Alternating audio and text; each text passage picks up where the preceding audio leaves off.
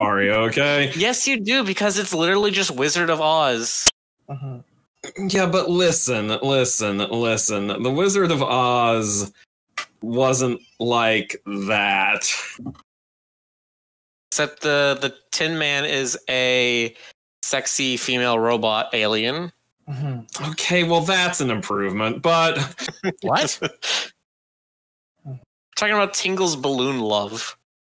Oh. It was a Japanese released only game for the DS that had Tingle from the Legend of Zelda series. It was just a guy that got sucked into his TV, and all of a sudden he was Dorothy in a Wizard of Oz parody. Okay. When I first encountered Tingle, I thought, is this like an inside joke? Like, I was like, who is this guy? This is too specific to be nobody, you know? I don't understand it too. It's too specific to be no. Well, everybody's somebody, Jonas. Well, I mean, he looks like somebody like, oh, is he some, Japanese radio host who somehow wormed his way into a Zelda game or something, Yes, he is very much a Japanese radio host. That is Tingle. We're live, right? Yes, we are live. Yes. Okay. All right, welcome back, everybody, to Hayseed Knight Chapter 2. Adder gets laid. We're assuming. That's what I came here for. The story was going. That's what I came here for. If it is not what happens, I'm going to demand all of my $0 back. Well, considering who's telling the story, that can possibly happen, and I'm betting on it. Well, yes, you heard it from me. I'm betting on that kind of thing happening in this game. I'm betting that this story is going to end up with Adder going pretty dry. My prediction, okay, serious prediction, he's going to end up going to her room. Something is going to happen that's going to prevent their romantic rendezvous. This is going to kick off the quest that leads to the rest of the narrative.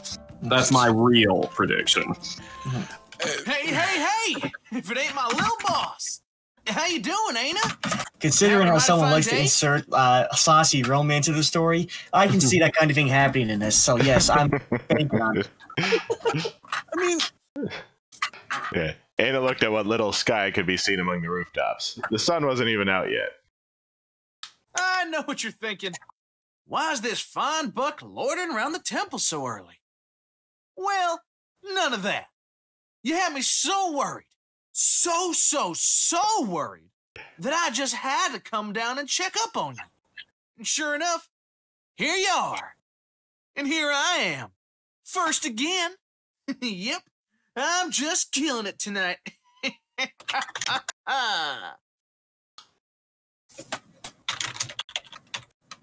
First in the contest of people acting suspiciously, that's for sure. But of course, Aina couldn't say a word about it. He signaled Ader to follow her into the forge since he was already there. The workday would have to start early. Work at the forge went something like this. Aina worked on her craft, and then she gave Ader whatever menial task would make him feel useful. She didn't have any proper accreditation that named her a smith, so he wasn't technically her apprentice either, but that didn't really matter to either of them. Rivet here, rivet there. And this weird one's going to my rivet collection.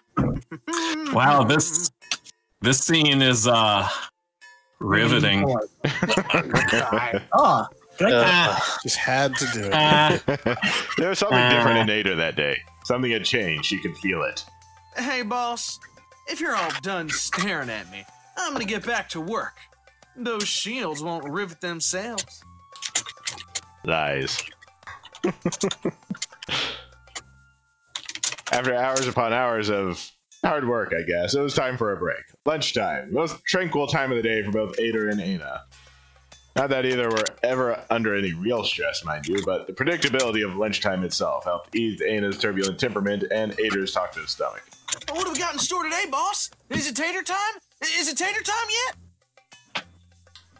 Ader had long since dubbed this short period away from the forge as potato time, since that was always the menu at Chez Aina. Shay Aina. Today was double potato time since she forgot to get him some food the day before. Look at them taters! They're so tiny and cute! Oh boy, they look so freshly dug out, one of them still got dirt on it! Oh my god, this guy. Not a problem, boss. They're just... ugh. I love the face he was making looked like he was just forming his mouth into a vacuum to just inhale potatoes. He's going full on Kirby on them. Now that didn't sound like an Ader sound. Did these things always taste like this? Ader tried his very best not to look absolutely disgusted as he turned the 20 or so tiny raw potatoes into puree with his pestle-like teeth. Ah, what a wonderful scene! My favorite furry potato and temple turnip sharing a meal after their heartfelt reunion. Illagrav's enormous face appeared next to the window. Ader, for once, didn't scream in a panic. You don't look so good, Adder. Don't tell me you stayed up all night looking for your sweetheart. Good old Illagrar. Sleep is for bucks that ain't got a lady waiting for them. There's no need to be so dramatic, lover boy. Aina's a grown-up. She knows when she wants some space. And it's your duty as an upstanding citizen to respect the wishes of a lady.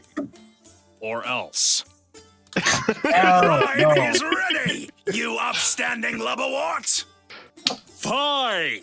It's a fine, not a bribe. And there he goes with the Godzilla steps again.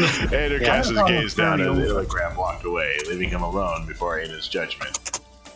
Or he would have been judged if Aina hadn't turned 20 shades of red and become incapable of rational thought after Ader failed to deny that she was his sweetheart. Hey, boss, I gotta get early today. I need to get back my, Goff's hat from the tavern. You know what they say, the hat makes the stag, and he ain't no one without it. Huh?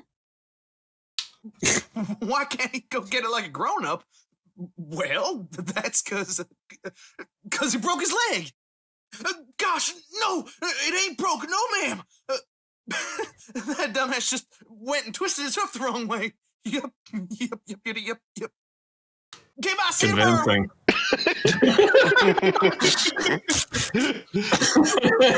Ader ran away, muttering something that sounded very much like prayers to himself. One strange day wasn't anything to be afraid of. Aina's apprentice had plenty of strange days in 1 year. These are some lovely taters, boss. Perfect potatoes. But I couldn't fit one more bite in my tummy if I tried. No, ma'am. I'm just gonna take these home and stuff my face in front of Goff later. I ain't sharing a single one with him. Nope. No way I'm giving all them taters to him or anything. Yep. Aina was more than happy to collaborate in any plan that involved making life harder for the contestant to worship art in Illyrium, but the strange days passed and they kept passing. And that's when I told the king, bite me. You should have seen my father's face. His leaves dried right up. I spent a whole moon literally grounded. What do you mean you don't remember who broke into the warehouse? I don't know, Master. It's like the memory had vanished from my mind. I'm gonna vanish you from existence! Both deer began clashing horns while Ader and Illagrav stared at the sea. I see what's going on. I know! Can't deer go 10 minutes without starting a fight? No offense, kiddo. No, I mean, can you believe he forgot someone that important just like that? Can people really forget? Sorry, Adder, I don't have time to get into philosophical debates. Those two have just earned themselves a free ride to the dungeon. Stroll took an unexpected direction toward the city guard's main tower in the northeastern corner of the inner walls. It was the second highest tower in the city, with ceilings tall enough that Illagrav could walk inside. Ader had to go fetch Geoff from there every so often, so he was relatively welcome as long as he had Illagrav by his side. Take it to court next time. Street fights are strictly prohibited. Are we clear? Both of the prisoners uttered a disheartened "Yes, sir," and Illigrab nodded to himself. Hey, yes. Illigrab! I was wondering, you could throw anyone in the dungeon, right? Well, I wouldn't say anyone, but I do have a pretty good grasp on Heirloom's populace, if I may say so myself. Hey, I could even set you up in a pretty cell if you ever want to leave Goff's place. So it is pronounced heirloom. I've been looking at it all this time and thinking that it looked like it was a fancy spelling of heirloom, and it is. Okay, heirloom. That's weird. Never mind. Never mind. What's that? Some kind of flower? The prettiest in the kingdom.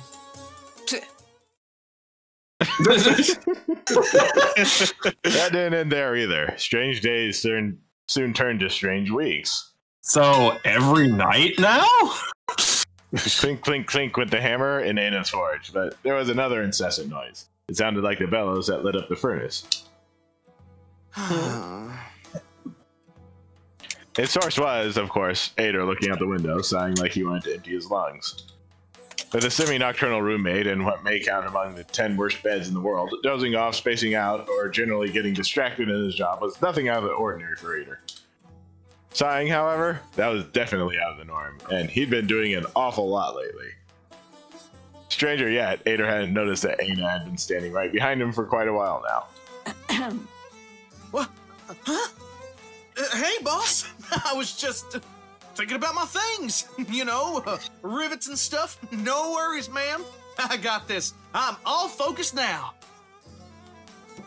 Thunk, thunk, thunk went Ader's hammer, and yet Aina wouldn't leave his side. Yeah, she was kind of anal like that. Yeah. Anything else? Aina put a hand over Ader's in what may have been the most confusing gesture of this side of Lake Zeal. Zeal. Lake Zeal. Ader looked down at it rather blankly, only to find that he was holding the hammer by its head. Wow-wee, that's dumb even for me. You seen my brain lately, boss? I don't know where I left it. Probably the same place I left my shorts. Oh. Sorry, boss. Clink, clink, clink with the hammers, and it wasn't reassuring at all. Because strange weeks had turned to strange moons. Taters, huh? Sorry, boss. I'm not hungry today either. Oh, no. The great realm of Akazor, where the very essence of reality was distorted to make flowers carry messages over the whole continent, and a single king had ruled since gods fought wars in the skies. Ader having lost his appetite for the better part of dawn soon didn't sound plausible at all. All right. It ain't like I'm not hungry, Kay. It's just that... Look, boss, I don't mean no offense, but you ever tried one of these? I've eaten knuckles with more flavor in them. Nah, what am I saying? I know you wouldn't touch these with a stick. Your paw's sitting on a pile of Barhan gold. Who the hell wants taters when you can have figs and dates for supper every night? Am I right? The merchant was filthy, filthy rich, and he would have indulged in such delicacies if he hadn't been too tired of worldly life to bother chewing and too cheap to buy actual food to fill the pantry. So Ader's meager allowance came from Aina's own, totally legit, unspecified source of income, which neither Illigrab nor Ader had probably ever thought about. But why this? Why now? When had Ader gotten so picky? He never had any problem eating the same stuff over and over before. He was thankful that he got to eat at all.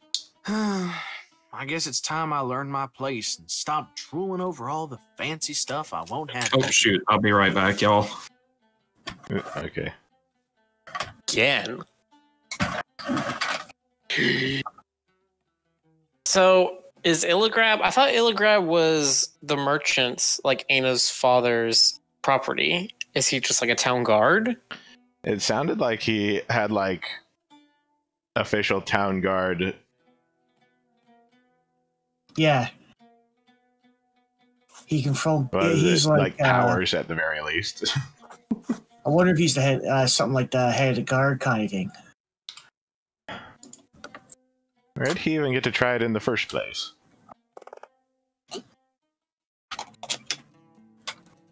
Restless, concerned, God forbid worried. These were all adjectives that clearly did not apply to Aina.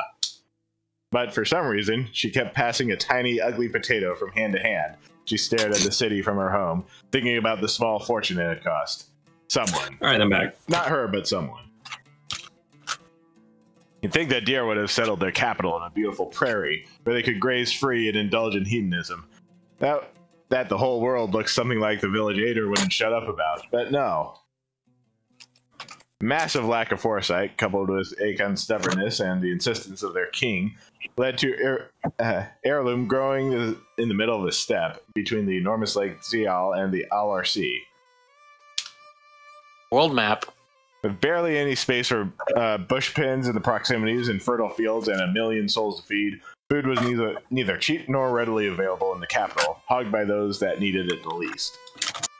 Anyway, point is that Ada was a poor starving deer and Aina wasn't willing to put up with this anymore.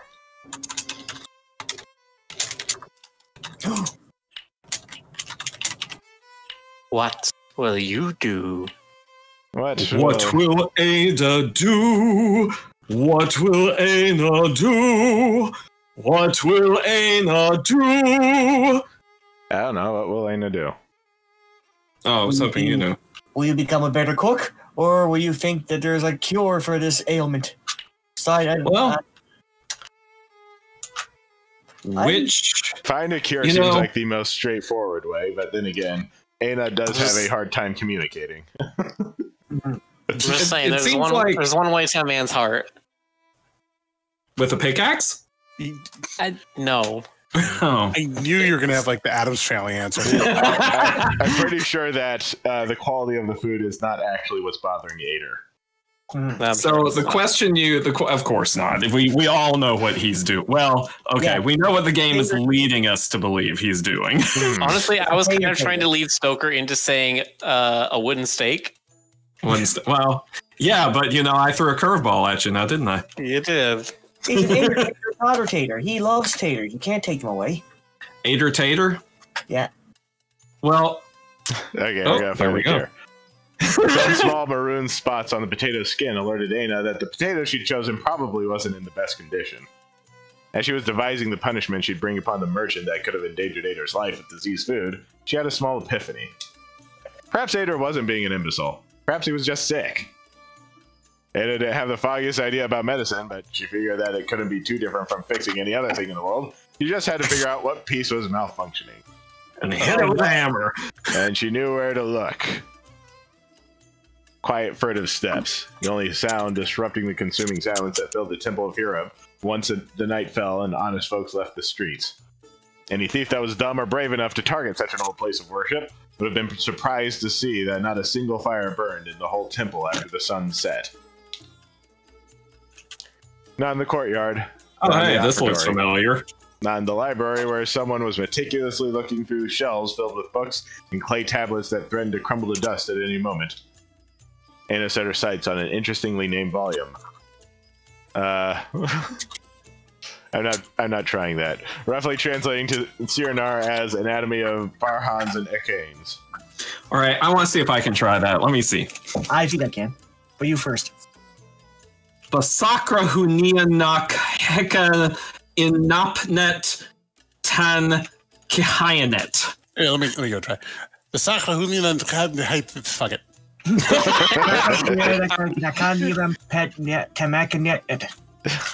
me see if I can say it faster. Masakra hunianek kakarat. I don't know. Okay. In Aina's humble opinion, as an observer removed from the art of talking, society improved a little the day the Northerners introduced the concept of breathing between words. The book coughed a small puff of fine sand upon being opened, but it looked otherwise pretty well conserved. Aina began shuffling through the pages quickly, looking for the part that interested her.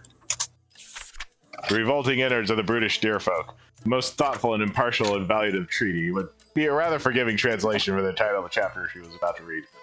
Oh, they have two stomachs. The reason for Ader's strange behavior had to be written somewhere around. She just had to narrow down the source of the ailment. Who dares into my lair? Aina slammed the book shut, startled. She growled softly to let him know that it was just her as she left the book on a nearby table. Aina, you stupid spendthrift! What are you doing to my precious books? The merchant explored the room with his cane, trying to make his way towards Aina. Picked up the tome that Aina was reading, making sure that every page was where it was supposed to be. Huh! A page is a bent. Are you just reading this? Wait, you? Reading? Are you sick, child? Aina would have loved to tell her father that she had hobbies and interests that he knew nothing about her, and that she hated reading, and that dyeing her hair green wasn't just a phase. The merchant continued examining the book. He ran his bony fingers along the engraved inscription on the spine of the book. What do you need an anatomy book for, anyway? The old man paused for a second, considering his own question. I'm gonna unman that bespalling tallow catch! The merchant stormed off as fast as his nearly fossilized legs led him, leaving Aina to her own devices. She opened the book once more, passing a few pages just from mere curiosity, till she stumbled upon the very last chapter. Bloodlust, a concise summary of the geological events for the existence of gruesome savage beasts, speculations, and imaginations of their appearance. Oh, are we gonna get, like, wolf people in this? Sexy. Aina just closed the book and dropped it on the ground. A marine breeze blew over the streets of Illyrium the next day, sweeping away some of the hot steppe dust that suffocated the city. Akazor was 2 moons well into dawn soon already, and it was coming to an end little by little. It was well, that always comes dawn sooner or dawn later. It was lunchtime, and Aina couldn't stop thinking about the previous night. The book recommended great doses of fresh air, relaxation, and a vitamin-rich soup for all ailments. Aina didn't know what vitamins meant, but she understood the concept of soup. She also understood most other concepts she'd read about, and once they popped up in her mind, she no longer had the mental capacity to make a soup. Carrying a small mountain of uncooked, misshapen potatoes, dried seaweed, and several bulbous roots, Aina made her way through the corridors of her home in search of her apprentice. A cloud or two could be seen in the big blue sky, white and puffy, off to conduct whatever business a cloud could have so close to her home, the once great temple of Hiram, the abandoned residence of a god that left in a tantrum after the Byron Rebellion. Not the most elegant farewell, but her father always said that gods need no manners, and that old geezer clearly knew all about that. Lack of manners, I mean. He knew a thing or two about gods as well, but he much preferred to spend his time cursing them for his longevity. Oh, there he went with his usual friends. Burn the Siffy! This time we'll get him for good! Aina! Second-class daughter of a hero-praying beast! Quit whiffle-waffling and do something about this! I know you're somewhere around here, you fusty lags! Aina! Oh no! He's casting some kind of spell! Hurry up! Typical Tuesday. How many times do we have to tell you this, old man? Aina just stared idly at the mob carrying her father away, off to a pyre that would forever magically fail to end the poor man's life. Question resurfaced in Aina's mind. It was Ader's pondering aloud whether Aina's father was hated a little more or a little less for purchasing and desecrating the temple of a god that most people despised anyway. Ah, yeah, Steve. Everybody hates the god Steve. She took a moment to consider this as she walked into the sunlight. Sacrilege is a kind of global standard, I suppose. Q Ader, moping all by himself in the courtyard. Aina tensed up her shoulders and stretched out the food plate, attempting to pass the dish as something casual that she didn't go out of her way to spend her personal earnings to buy. Once more, instead of happily proceeding to choke on his payment for helping out in the forge, Ader took a long, empty look at the food. He sighed and looked away. Sorry, boss. I'm not hungry. So he'd said time and again during the last few moons, but Ader had always ended up giving up and eating. Less and less every time, however. Aina waited patiently to no avail. When she got tired of that, she shook a carrot in front of his face, hoping to stir his curiosity with this new, shocking ingredient. No answer. So there she was, shaking a rattle in front of a giant one-eyed baby that refused to eat. Seeing that diplomacy didn't work, she poked his snout with said carrot. She poked and poked until it ended up in his nose. Ah, Veginostrum. Now.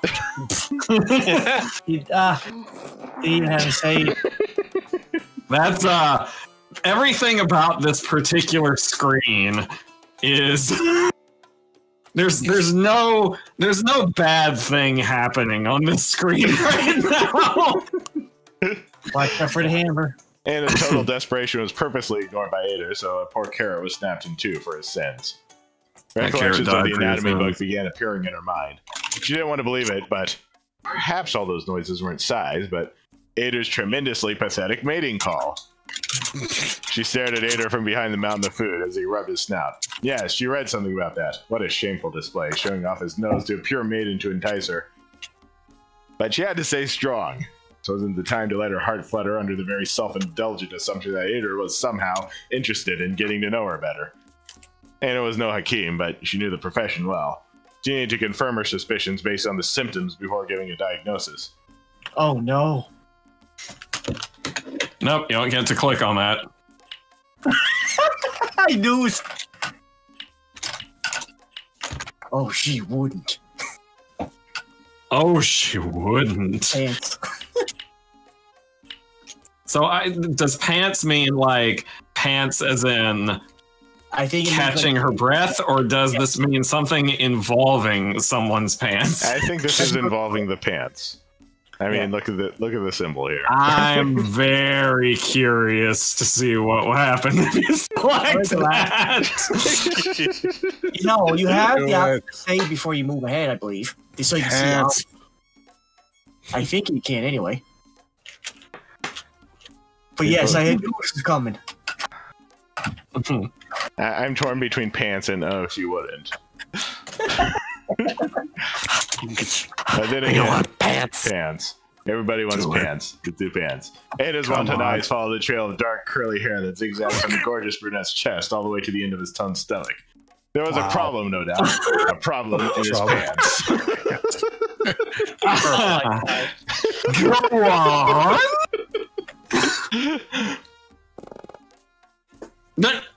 Hey, that doesn't happen until chapter 10 of my fanfiction. I knew it. Ever since she was introduced, I knew this is the way the story was going. And it was actually just thinking that Ader's pants were several sizes too wide for him. He lost a ton of weight since they first met. Living with only one meal a day will do that to you. And he looked downright gaunt as of late. That's what you'll write, anyway. What? You can't tell me that you hate this character and then rewrite the story for them. That's called favoritism. I'm writing down all of this. You're no fun. You're one to talk. Well, that was an extremely fruitful detour.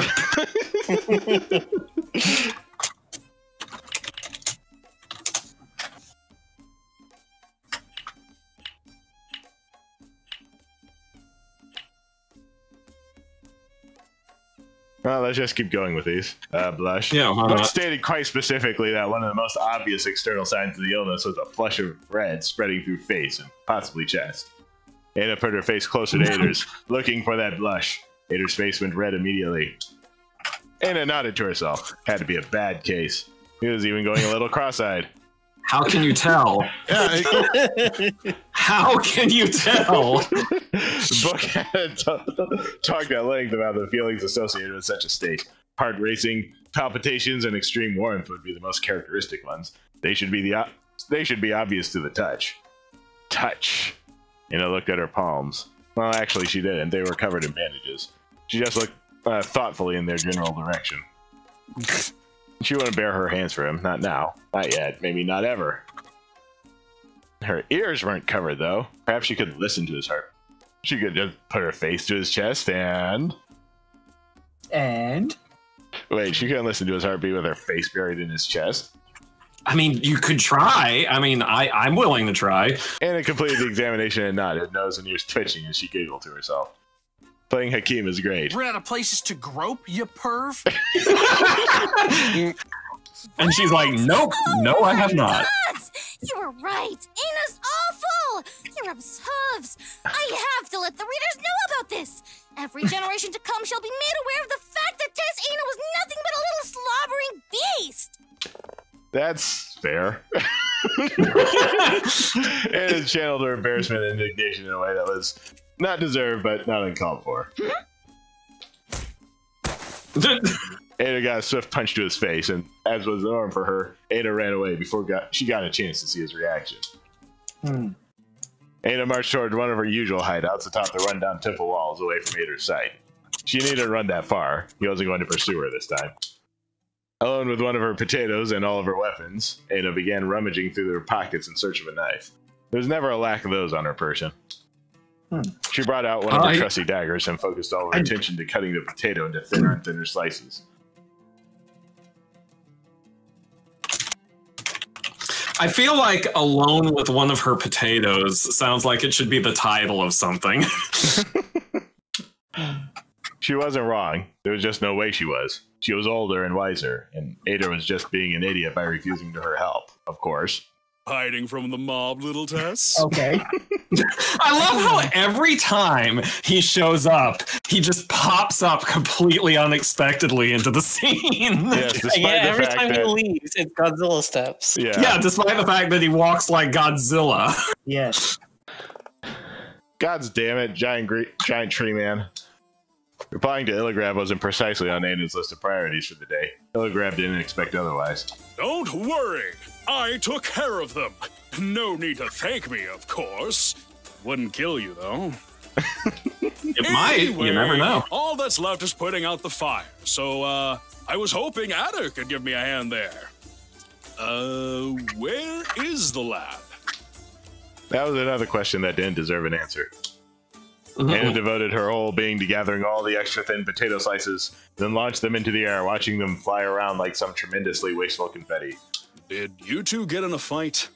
You know, this is the most frequently I have seen potatoes mentioned in a visual novel since the freaking Game Grumps playthrough of Doki Doki Literature Club. And only the people who have seen that will know what I'm talking about, but you will know what I'm talking about. Yep, can confirm. I have no idea what you're talking about. See? There you go. Ada led Illigrab to the courtyard where there was a peevish Ader sat by the fountain. He was rubbing his face as she stared at all the food by his side. He hasn't come back to his senses yet, huh? Hey, think it's your father's fault? I mean, I could leave him a little longer on the pyre to see if he learns his lesson. Don't you dare, you son of a wilted fur! Don't you dare, you son of a wilted fur! Beat face. I'll make a wardrobe out of you! Oh, bless your ears, Red. Ada shook her head, frustrated. The merchant had said anything meaner than usual, and even if he had, Ada and Ana formed an unbreakable team. Nothing could harm them when they were together. They looked in Ada's direction once more.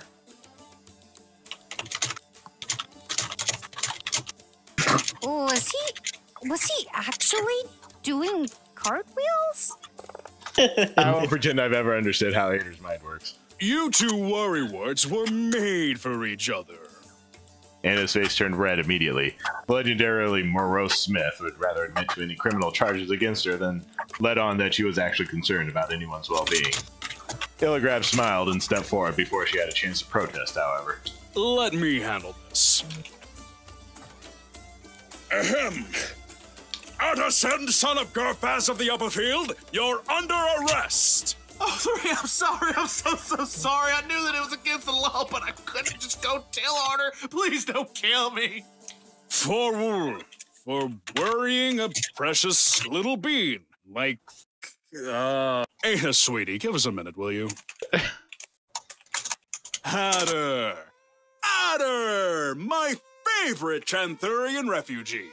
Why would the only law-abiding deer in Slander District ever beg for his life? Did Geoff talk you into conning someone? Someone called Tailid, perhaps? No, thank you. All the gold in my socks are on ain't worth a word with that sicko. Don't tell him I said that.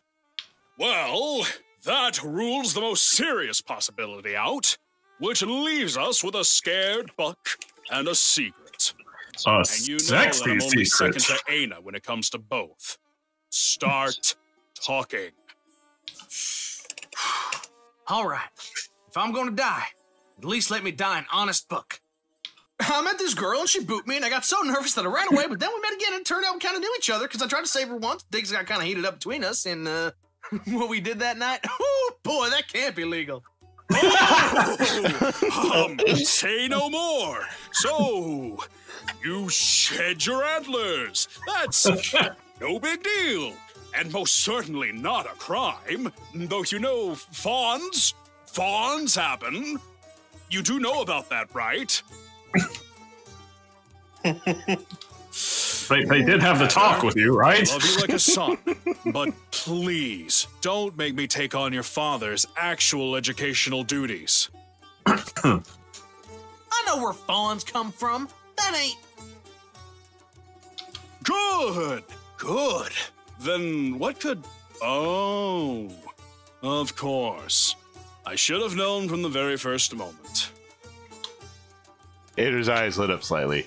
Illigrab let a heavy hand fall on the buck's shoulder as he took a deep breath. Ader, no matter how guilty you feel, cheating is not a crime. Say what? I want you to know that I don't approve of what you've done, but I'm sure Aina will understand if you talk to her. I'd never cheat on Aina. I'd have to be courting her for that anyway. You're not? Course not. My boss is the strongest and the coolest and cute as a bug to boot. Ain't nobody good enough in this world to court Aina, much less me. I could never find me a doe like her. But kid, she's not a... The tree falls in the temple and there are 3 people to hear it, including the tree itself. Doesn't make a sound. What the hell is this game? The answer is yes. He says no. All right, kiddo. That's the end of the talk. Why don't you go back to sulking in the corner or something? Illigrab laughed awkwardly as Aina dragged him away. You're lucky I can't have you arrested, you unruly little beast. Yeah, of course. Mock your biggest ally. Literally, I'm huge. Excuse me. That wasn't on purpose. I swear. Your greatest ally. I was just trying to help you. Forget that stupid argument. I thought I told you to tell him the truth already. I figured it out. Don't play the mute card with me. There's a million ways you could tell him. That boy's blinder than Pertok, but he'll find out sooner or later that you're lying to him. You want to wait till Eka is here? How do you think he'll react then?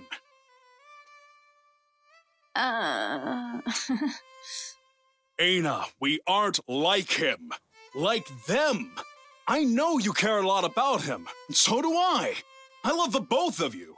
But keeping up the charade for so long is only going to make the truth harder than it should be. Dear, have a life. And we're a part of it, of course, but there are just some things that we can never give them. Things they need in their short time on Dakna. No matter how much we love them. Adder is no exception to that rule. He's beginning to realize that you're not the son of his life, Aina. Take the whole Knight business out, and what do you have? He's just a boy with down-to-earth concerns.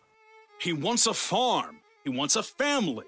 He will move on one day and find those things. And we should be happy for him. Do you understand? There were some concepts that Aina was acutely aware of, even if she herself didn't realize that. How painfully small her influence could be on anyone's life was one of them.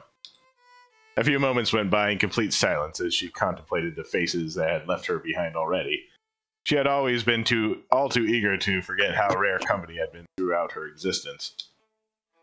Bearing the weight of such a thought, she finally nodded with her head low. Illigrab's mustache turned down and his eyebrows rose. A million worried creases formed where his forehead should be. Great! Then do me a favor and take him somewhere nice tonight.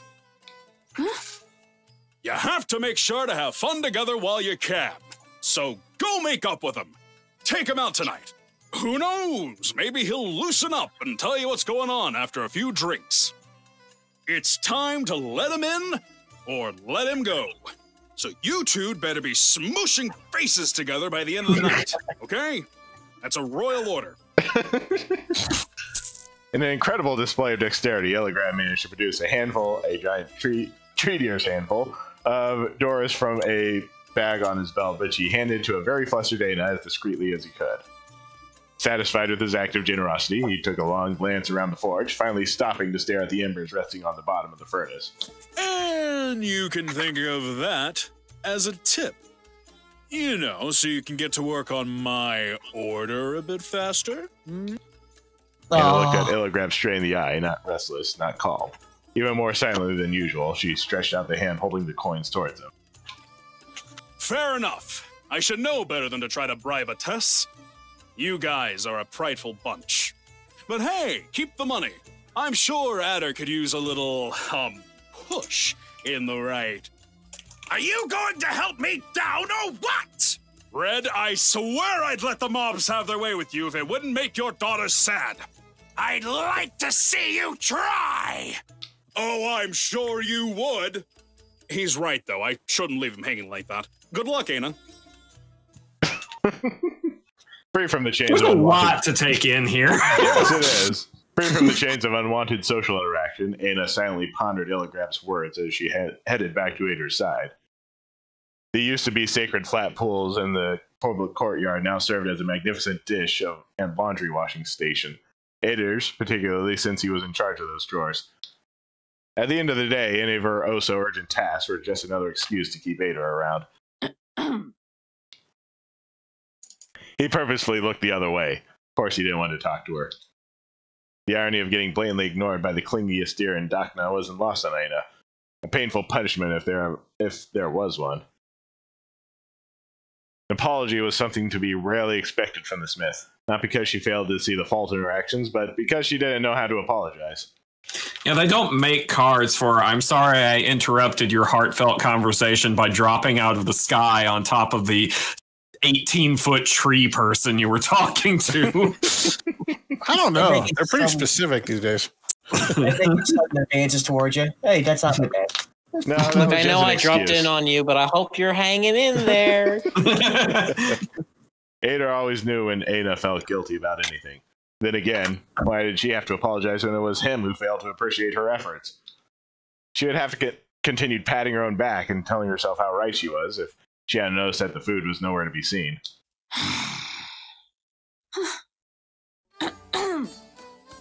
Yeah?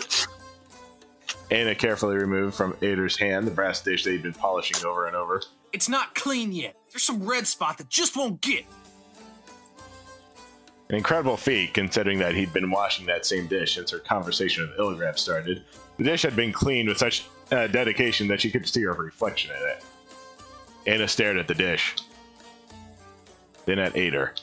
Then at the dish. Then at Ader. Then at the dish. Then Ader. Back at the dish. Then Ader. This went on for several hours. She whacked Ader's snout with the flat side of the dish in a manner that she considered. Look down, back up. Your deer is now diamonds.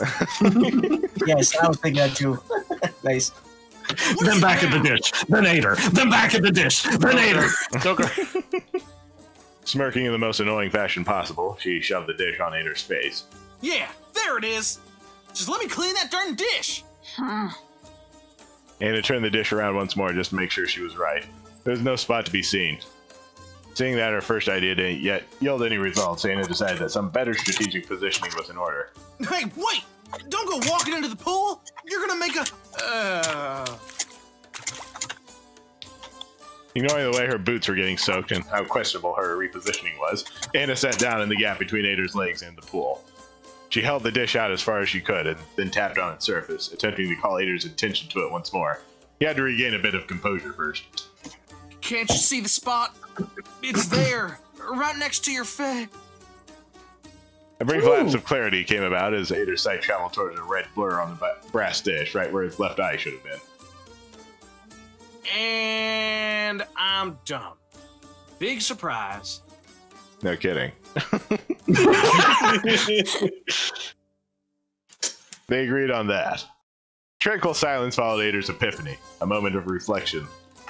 A moment of reflection. Ada looked up at Ada with her big lilac eyes, hoping to tug at his heartstrings in lieu of an apology. Some people would call that kind of purposefully cute look manipulative. Some people would get their asses kicked. Well, darn, boss. I may not be all that used to the eye thing just yet, but I don't really need two eyes to see when you're trying to play me. Anna patted Ada's enormous arms as patronizingly as she could, ruffling the fur that covered them. It seemed none of them would exactly apologize for what happened. So of course they went back to playing with the dish, like the big children they were. Who the hell's that massive leafless palm tree? That ain't me. There just ain't no way that's my face. Where'd my cheeks go? No wonder I don't recognize myself. Hold up. How did she even manage to recognize me then? Was that magic too? Anna had no idea who she was or what magic he was talking about, but there was only one gigantic, one-eyed roe deer with shovels for hands in the whole city. Ada put the dish away, fixing his gaze farther in the fountain where a statue stood, mutilated and bereft of the glory it had ages back. Curses! Ain't no way I could forget someone like that twice. Knowing fully well he wasn't talking to her, Anna continued running her bandaged fingers along his fur absentmindedly, somewhat concerned about his sudden interest for the son of the sun. She could only guess why he was talking to a statue, but then again, didn't that hold true for everything? Did she actually understand a single thing Ada had said? Could she even? Ada had told her a million things since they met. She didn't care. They did not affect her in the slightest. And yet he kept pouring his heart out to her, and she kept ignoring him, like some sort of tug of war for lonely idiots. Ah, that's a good metaphor. So why did the thought of not understanding him distress her so much now, when she hadn't made a single effort to do so in the time they had known each other? In the time they had known each other, Illigrab's words resonated within her, making her feel a guilt she usually quieted with violence. You know, I've been thinking a whole darn lot about the past lately, boss. Ada's torn up ears perked up. What are the chances of these two thinking the same thing? Ada, are you pondering what I'm pondering? Ada smiled ever so slightly, giving her trademark, "Here's a story you don't want to miss," look. Do you remember the day we met? What a question. Hey, don't you at me, Missy. Imagine you just walked into the city thinking this is finally your day. You make a friend, he's gonna get you a job, and then you turn around a corner and stumble upon a grandpa on fire! I think we've all been there. Nothing strange as far as Ana was concerned. Do me a favor and make like your idea of weird and mine sort of match for a minute, boss. As I was saying, my pa raised a good boy, and a good boy don't let grandpas fry on a pyre. So I rush into the temple, ready to end the one life I got to save his. What Ada didn't know is that Ana had been looking down on the scene from a window, giving her quite a more accurate retelling of the events. But no matter how hard I try, the fire's just too strong for me. There's nothing a poor buck like me can do. With his last breath, the old man calls for his daughter, and he hollers until... Whoa! The prettiest girl I'd seen in my life walks right out of the gate! Ana made a conscious effort not to giggle. To be fair, half the female population that Ada met was the prettiest girl he'd seen in his life. And as she makes her way through the crowd, she looks at me! At me! Of all the people! Of course, she was looking at him. He was screaming louder than the man on the pyre. And she gets closer. And closer. And then... the little thing just signs us to get eaten by a beast and walks away like it's got nothing to do with her. Wonder who that gal was, huh? Poked Ana's cheek, and she slapped his hand away as solemnly as she could. He was one to talk about first impressions. Shaggy, chubby, bald, badly patched up, and wearing a ridiculous vest. That's how she remembered the Ada that first appeared at the gate, screaming in fear as usual. Once upon a time, there had been muscle and even fat on Ada's arms. All that remained to attest to its gigantism were a pair of oversized hands and clothes that had been mended beyond recognition. Indeed, he was once a boy with a tender scar on his face, yelling from the rooftops that he fully intended to become a knight. But dreams aren't edible, are they? I gotta say, this year's been kicking my ass real bad. But I'm still alive and in one piece. I mean, I guess I got good health at least. No thanks to your horn-shattering, teeth-breaking, nose-bended punches. But you're the one person I can always count on, boss. I trust you with my life.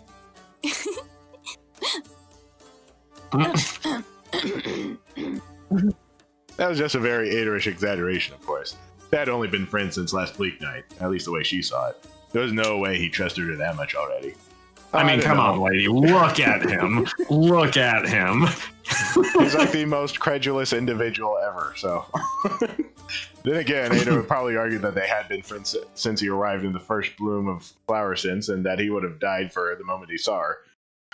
And it ain't just you. I can't imagine leaving Mr. Bard's home. Or not going on walks with Illigrab. Even the patron. Gods, I never thought I'd find something like this when I left the fort. I was just dying to go back. Ada shut up all of a sudden. Aaron was surprised he managed to speak half a sentence about his draft. And then another issue that he never talked about. Both Ada and Ana turned their eyes to the reflection once more. The image on the dish offered no good answer to the questions either of them had. Just talked about the outcome of their decisions. Ana shifted the dish a little until she was no longer in the picture. That's where she belonged. Now, you really gotta quit sneaking around, boss. Putting his hands just above hers, Ada turned the dish so she would be back in the reflection. She turned her face up towards his, confused. Illigrab's words got to you, right? Still observing Ada's snout in such a weird angle, she nodded. He had been a lot more vigilant than what she had originally thought, but he had decided to remain silent about it all the time. With such a low angle, his still faunish and round face looked even mature. Now that was a stretch. She knew that mature was probably one of the last adjectives that would ever be associated with him. But for just a moment, she felt like she wasn't a dumb kid who would get lost if she let go of him anymore. Please, oh please tell me you didn't believe him, ma'am. He got it all wrong. I ain't no cheater. I never once said I was courting you, I swear. It was just a moment, as I said. Ana quietly considered the question. No, not before headbutting his chest for that tell, of course. Oh, pry. Well, it's true that Illigrab was prone to babbling and fond of hyperbole. There was definitely something going on. Anything Ada wasn't crying about was suspicious by default. With no further need to pretend she hadn't heard a word, she began going over the conversation she'd spied on. Ada said someone kissed him, but how was Ada always exaggerating stories? Or so Ana told herself, coming up with the top 10 reasons why Ada couldn't ever possibly get a kiss. After all... Again, I say to you, Ana, look at him. After all, Ana didn't believe that Ada could appeal to a female. Ever. At all. No way. No. And most certainly not to her. Baka, yeah, I get it. Ana began making smooching noises as she hugged herself. It ain't like she was, and I was. Look, what kind of buck would I be if I went around sharing that kind of stories? She may have get without a word, but that don't mean I can go hollering her secrets. I won't tell boy, nobody, are they some much good less secrets. Lady and much less my boss. It's personal, all right? Personal. That word caught Ana completely unprepared. She was surprised Ada even knew the meaning of the word. The yellow stag had always babbled any thought that had the misfortune of wandering through his mind, unprompted and unquestioned. Boss had been nothing but an odd formality between them. With a single adjective, in just a moment, Ana felt with complete clarity the wheels of time spinning, out to get both of them. Change was scary, and Ada an oddity in a world that shunned her. All she wanted was someone that wanted to have her by their side. How could that ever be a bad thing? She didn't need an answer. It was now the time for Ana to go back to sulking and for Ada to feel bad thinking that it was due to his outburst. They got it all wrong. Illigrab, Mr. Bard, the patron. I know they want to help, but all them city folks think they know better than Shorthorns over yonder. He don't ever get to finish talking because they already know what a dumb fawn's gonna say. You got any idea how gosh darn friggin' annoying that is? Ana rolled her eyes back. Asked the mute girl if she knows anything about not getting to chip in. I ain't no fawn. I've been a farmer, and a water seller, and a watchman, and a soldier. I had a life before I met him, and I have one now too, but I just don't want to tell them about it. They wouldn't understand. Oh, but they would. And what if I just don't want to talk? What if I'm tired of everyone thinking I'm a hick and that's it? It ain't the end of the world, right? Right? Ada looked at Aina pleadingly with a big glassy eye on the verge of tears. Smith couldn't even bring herself to give him the sarcasm he deserved. Aina nodded patiently, giving him a lazy, derisive pat on his cheek. He found that almost relatable. With a loud sigh full of resignation, frustration, and just a hint of relief, Ada rested his chin on Aina's head, letting his surge of honesty suddenly vanish. Woo! Feels good to get that off my chest. Once more, does and stags, the only one that gets it is Aina the Smith. I'm sorry for all the grief I've given you, boss. I should have talked to you sooner. Indeed, he should have, but she was gracious enough to not remark on it. Aina let him know that she still expected an explanation with a single look, and Ada's cheeks jumped as a little as he looked away, smiling as coyly as his giant teeth would let him. Here came the part where he poured his heart out to the beautiful maiden by his side, and the relationship was strengthened even further. Boss, you know that I know there ain't nobody in the whole of Akathor that'll keep a secret safer than you. But that still don't mean you get to hear about it. Time to roll out the barrels. Uh-oh. Well, ma'am, I think I'm all talked out for today. I should get going now. Mr. Bard's playing tonight, and someone's got to make sure he don't drink our money. See you tomorrow. Ada headed off to the arc that led to Slander District. A set of steps started walking behind him. Boss? Ha! Gotcha. Did I forget something? Aina pointed at Ada and then at herself. You want to come along? Yeah, let's make it a threesome. I don't know, boss. It's a stag night. We're gonna drink ourselves silly, and then we're gonna talk about does. Woo! Yeah. You're talking about does? Now there's the biggest piece of fiction ever written. Needless to say, Aina remained very much unconvinced. What about your pa? He's gonna be madder than a hornet when he hears you're out drinking with me again. Merchant was essentially mad at every fraction of a second he spent alive. That wasn't a deterrent under any circumstance. Let me make this a bit easier for you. Do you remember the last time we went to a tavern together, boss? You know, when you threw Mr. Bard out a window, and then you just ran after him and left me alone to... Hold up. Don't tell me that was the day she... Whatever story Ada was about to tell disappeared completely from his mind. He bit the claw on his thumb, babbling to himself with that strange accent of his.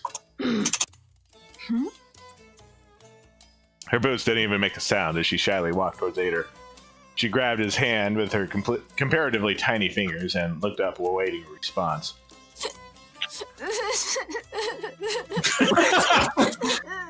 This is extremely convincing. I am very convinced by this. I'm so sorry. I didn't know you wanted to come along so bad. You could come down with us any day. And if Mr. Bard got anything to say about that, I'll take care of it. Again, the most credulous deer in the world. So, Anna's lip trembled as she struggled to keep a smirk away from her face. Not so fast, ma'am. You gotta swear over by tie that your butt and the seat are gonna be one and the same. Because if I see you throw a single punch, or a kick, or God's forbid a stab, I ain't ever taking you with me again. I don't want another buck slamming a chair against my noggin. Got it? Suspicious glares and mutters accompanied Aina and Ada all the way through Slander District until they ended up in their usual tavern. Or rather, the closest thing to a tavern one could find there. The lucky bastard, so called in honor of the owner's late husband, who was struck dead by a lightning bolt after walking out of a gambling house. The three were clearly mad at him, though not quite as much as his wife. She'd surely made peace with the memory of him after finding his secret earnings and opening the tavern. If that doesn't give you a clear idea of the type of gents that frequented the establishment, suffice to say that they let Jeff play in it. Oh, very, succinct. Ada peeked in, looking with apprehension at the few deer scattered across the tavern. Anyone capable of ignoring the aberrations Jeff played probably deserved to be there. Quick look back at Anna revealed her eagerness to quiet Jeff using her fist. She noticed Ader's expression and quickly put her hands behind her back. Hey now! You promised you'd be quiet. You swore over Backtop. He's gonna smite you to death. Anna took a hand to her forehead and pretended to swoon. She actually miscalculated and fell on her butt. Smitten indeed. I ain't joking around, boss. This is the one place in the district that still lets Mr. Bard play. I can't get in trouble here. I can't do that to Goff again, okay? Do it for me. Uh-oh.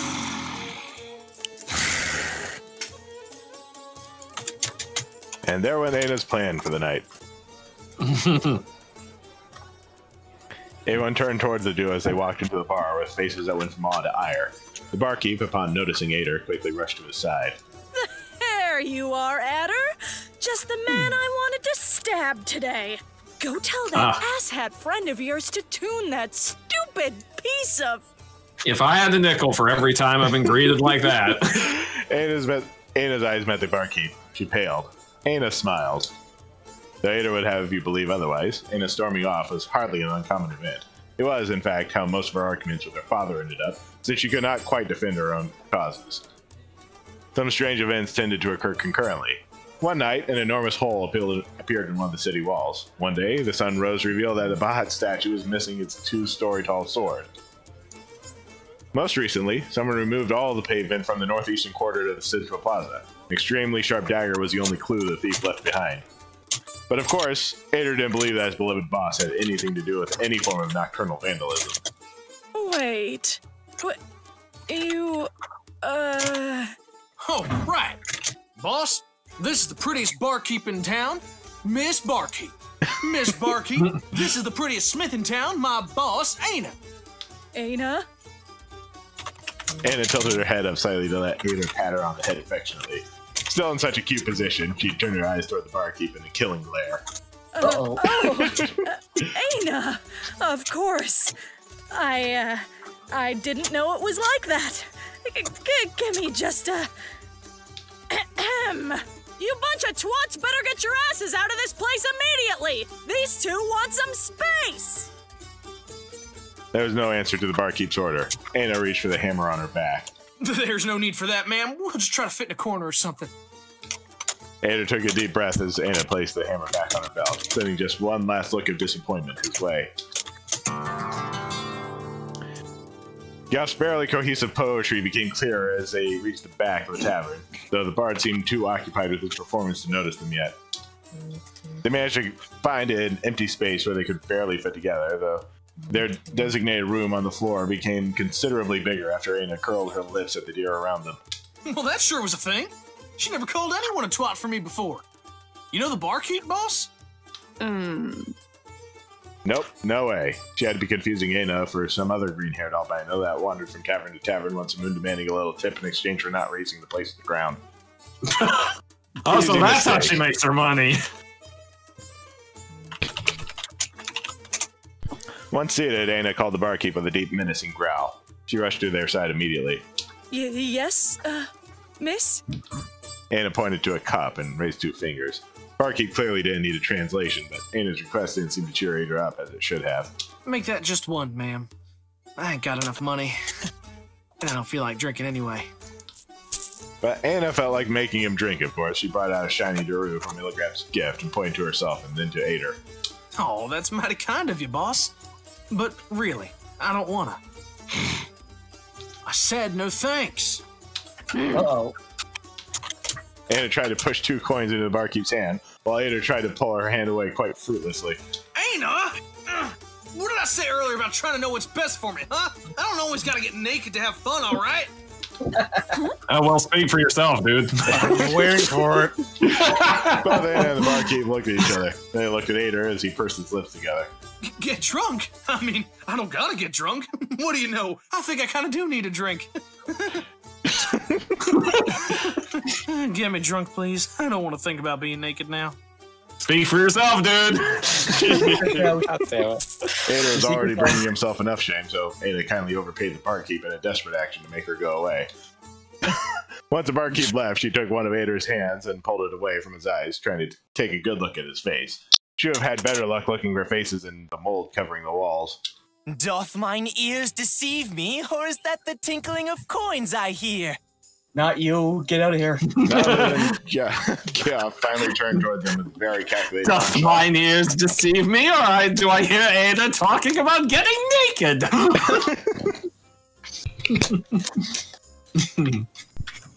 Plucking the strings of his perpetually out-of-tune ode, Anna pulled her ears down and sighed audibly.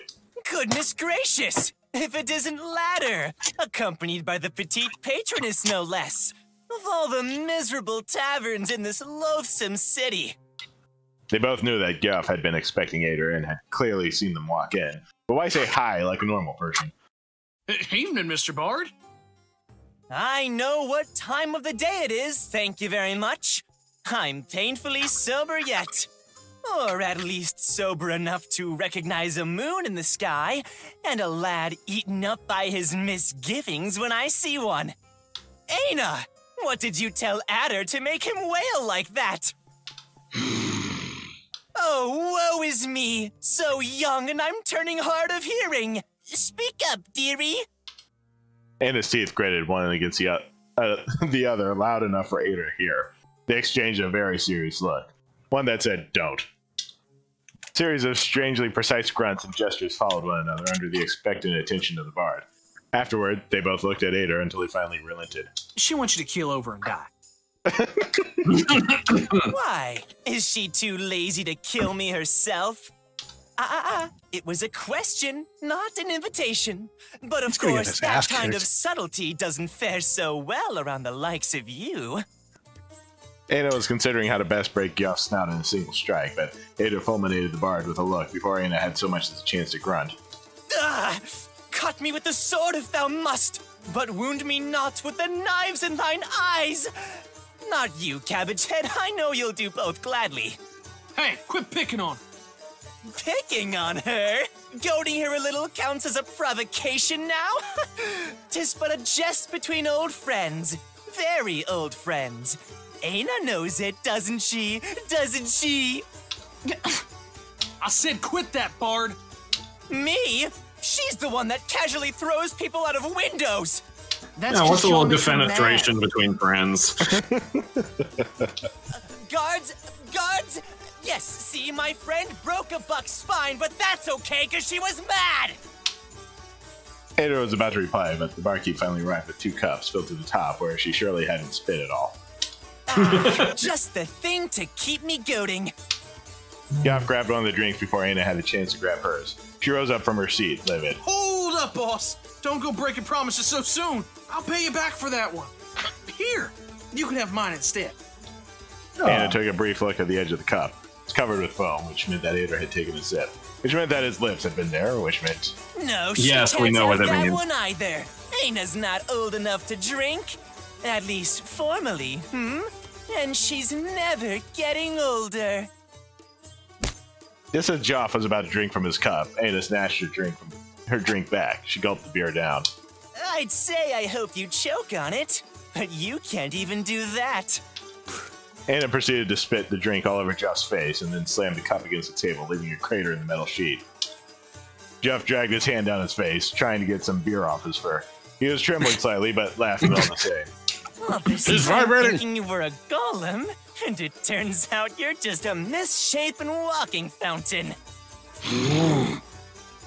Will you two quit acting like fawns? The whole tavern stared at Ader's outburst. Once shame caught up to him, the row sat down again, heaving a long sigh. Ada and the completely stoked Jeff looked at each other, absolutely flabbergasted. They both understood.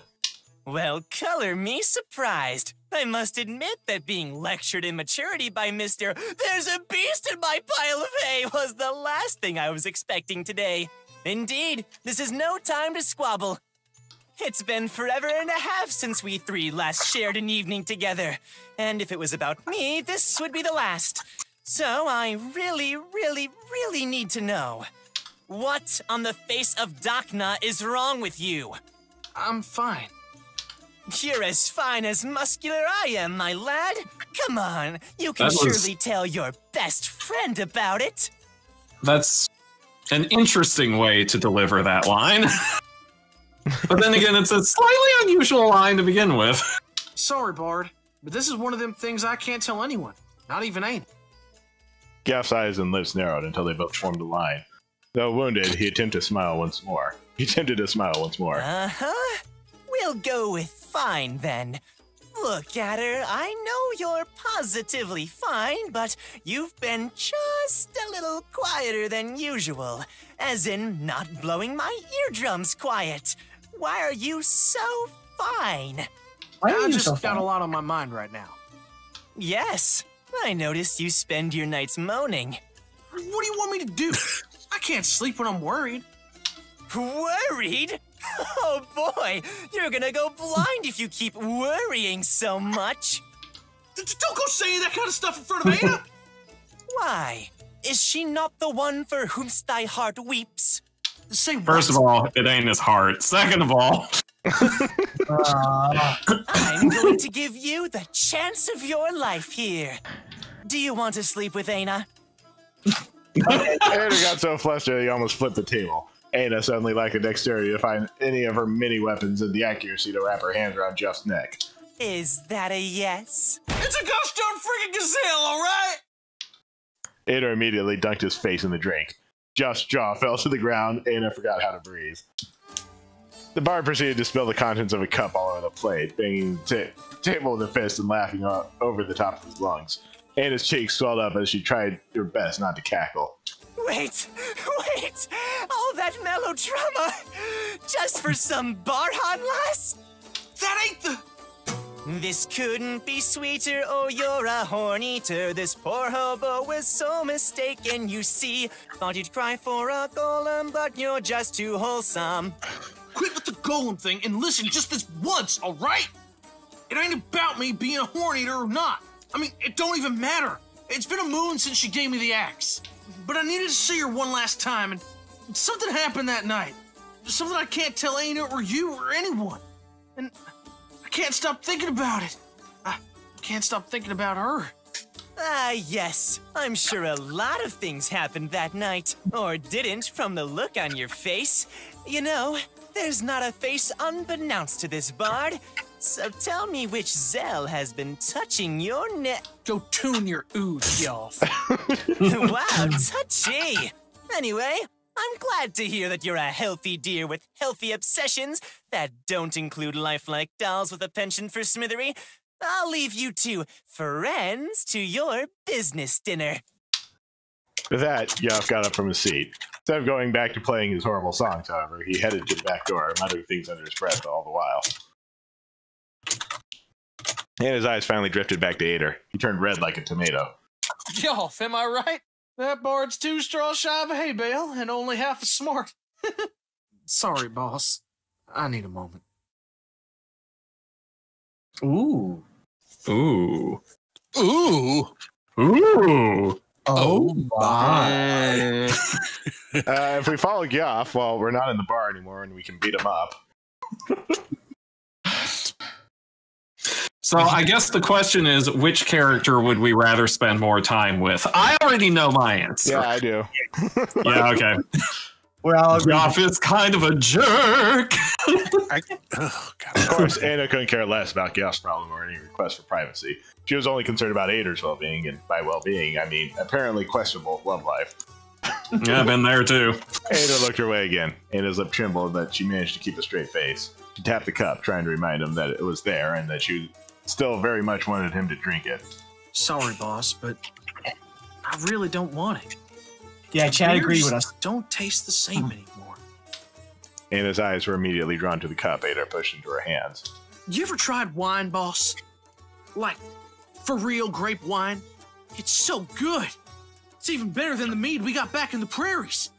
Just a few nights sipping grape juice and I'm darn spoiled rotten. Anna stared at the foam edge, and the foam stared back. Did you really get an indirect? Anna looked up again, somewhat startled. Her gaze locked with Ader's. Ader gasped, bracing himself for something.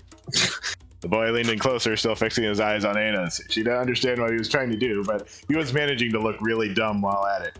Darn it! Darn it all to oblivion! I really thought I did the thing this time. The thing? What thing? Eat horns?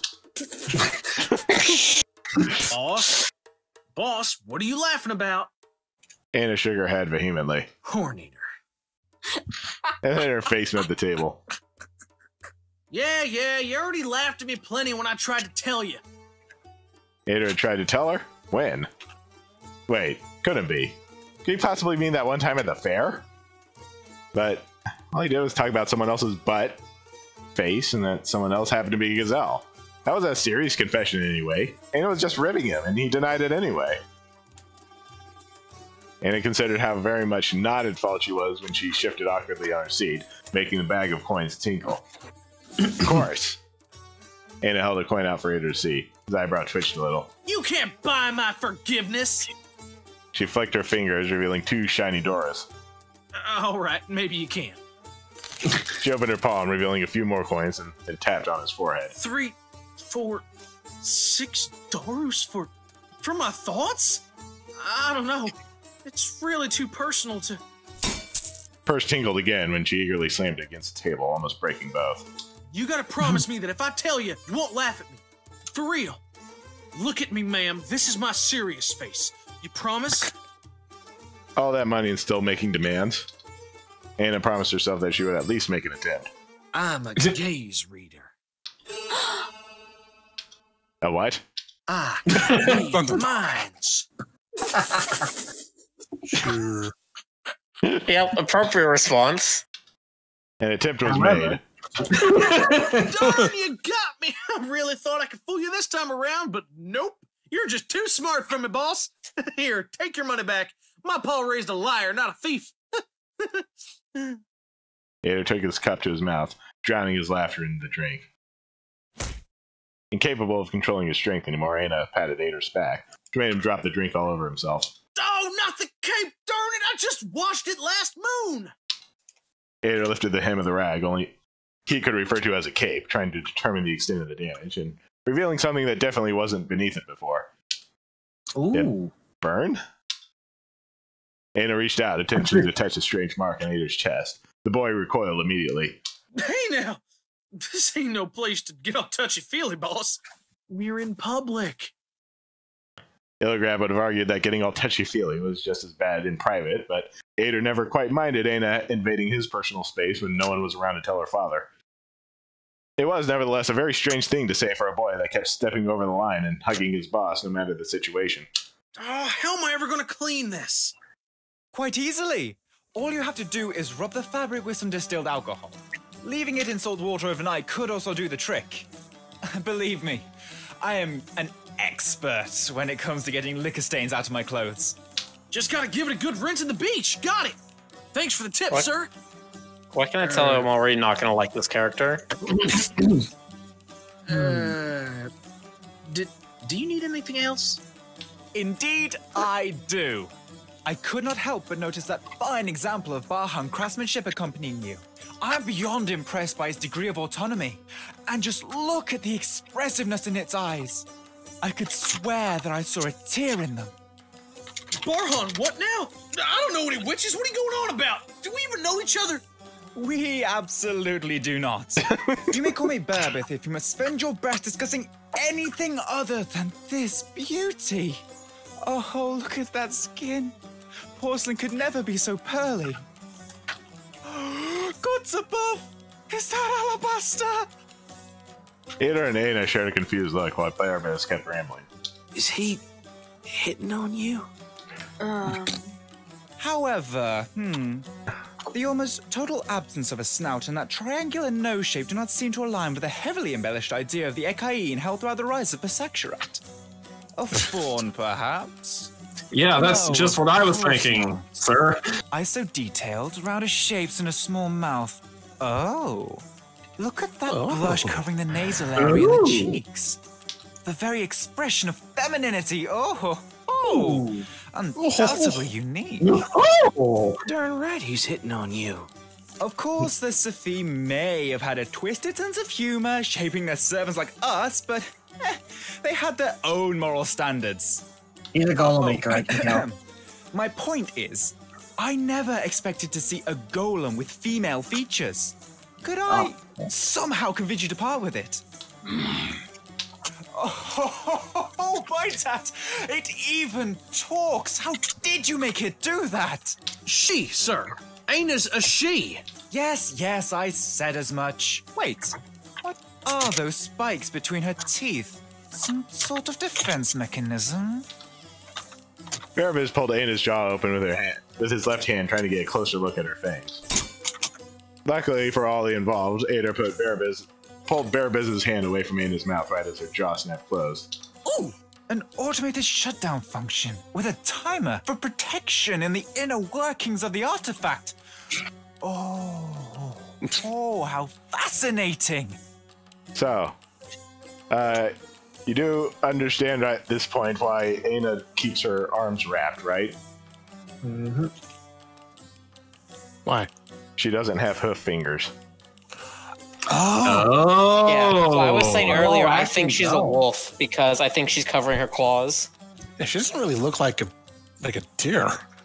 I have been wondering about the fangs, I won't lie. Have you lost your marbles? Don't go sticking your hand into people's mouths, you creep! Why, I would never. You are talking about the golem, are you not? Aina is not a golem!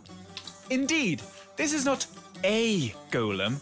This may very well be the golem. And I am very much willing to pay accordingly, I assure you. But to elevate it to the status of person. Holy horns, is my accent too thick for them northern ears? Aina is a doe! A doe! Are you certain about that? I do believe I look more like a doe than she does. If you would be so kind as to ignore the pun. So you're one of those does that saw off their horns? You could have been a fair deal subtler about asking that question. Yes, I file my claws for better accuracy, and yes, I lost my horns. But I am a man. You are no less a deer for having lost an eye, are you, sir? I get the feeling you're mixing wheat with chaff here. But I ain't gonna judge nobody for getting touchy about their horns. Sorry, Mr. Burbith. Oh, worry not, friend. Truly, it is not the individual to be blamed, but a society that places unnecessary emphasis on weaponry and traditions from an age of intellectual darkness. Hear, hear. I get so much grief for having small horns. But I says to anyone that looks at them wrong, you got a problem with them horns? Because I should be the only one worrying about my horns. It's very difficult to see if Ader's still wearing his shirt in this. It is. Indeed. There it is. Okay. The practice of turning our antlers to bone as a rite of passage is simply barbaric. Without it, we would be free of accidents such as the one that beset me and your need to overcompensate for your size complex. Darn right! Wait, my what? Both Ada and Barabiz turned to look at Aina. They clearly forgot all about her. Wow. Look at that face. Oh, I could almost swear it looks offended. All right, let's go over this one more time. She, not it. I ain't saying that Aina looks like a doe, no siree. She is a doe, Mr. Barabiz. An albino doe. With a father, not a builder. Aina's gaze shifted the other way upon hearing the word doe used to refer to her. She nodded anyway, not to leave Ada alone. Well, it certainly isn't uncommon for an engineer to consider his magnum opus a child. It is, however, extremely unnerving, much like your complete ignorance towards the unique characteristics of your acquisition. The albino-like features we are accustomed to stem from the decay of their original paint. The root of her fur and beet red underpaint on this Aina's nose indicate that she was most likely done originally. I see the green dye is recent, though. Copper dye, perhaps? A, bold choice. Certainly not one I would have made myself. With all due respect, sir, do you understand the kind of chemicals you're exposing your golem to? Ada stood still. So very still it would have seemed he had turned to stone. Then, that stone began moving. He got up very slowly, putting both hands on the table until he was fully standing like the towering mass he was. You could call her my boss. You could call her my friend. You could call her a zillion bad names, and she'd be all of them and more. But by God help you if you call her my golem again. Ada's scream almost sent Burbiz's glasses flying. Panting and clenching teeth was not an expression befitting a boy so sweet. Ana put a hand on Ada's arm. The boy stared at it for a moment before carefully shrinking back into his place on his seat. Ahem. If your eyesight is as bad as I suspect it is, perhaps you should consider acquiring a monocle, friend, or a relaxing cup of hemlock tea, both of which would do you much good. I am not sure as to how you stumbled upon her, but I am what you might consider an expert on the subject of Basakzarat as a whole, and I can tell you, this is a golem. She's not! Is too! Is not! Fine. I had been told the rose seemed hard of hearing out of sheer stubbornness, but let no dear say I did not attempt to reason with you first. Prepare to be convinced, sir. Burbiz's cape flew open. He drew a dagger with his left hand pointed at Ada. Seeing this, the barkeep rushed over to their side. Stop that, you halfwit! They're gonna destroy the tavern! Who? That fool? Before even an inch of the tiny blade had been revealed, Ada started running. Even though Burbiz clearly didn't have any intention to pursue him, Ada kept running all the same. No, not the sand fur, the beast! Oh, not this again! Please, this is a golem! Honestly, are all you villains nearsighted? Ana glared at Burbiz with all her strength, but she promised not to cause a ruckus. All she could do was stand up to watch her brave buck immediately head into a panic and to the other end of the room. A knight that ran in the opposite direction whenever he saw a pointy thing. Some knight that would be. Then again, Ada hadn't said anything about that for months. The only one to ever mention it anymore was Geoff. Of course, Ada had stopped talking about becoming a knight. He knew how ridiculous it sounded, and he had probably realized some point of what everyone knew. There was no hope for him. Once more, Ana had stayed behind. She had clung for dear life to the idea of a boy that had outgrown her, ridiculous as it sounded in that precise moment. Ana sighed to herself, finding the whole situation rather underwhelming. She didn't even react to Burbiz's approach. The so-called golem expert cut a small gap on Ana's trouser leg. Now, face the irrefutable proof. Look at this. Wait, where are its joints? Maybe the other leg. No? Over there? Uh-oh. How about Oh! That is very anatomically correct.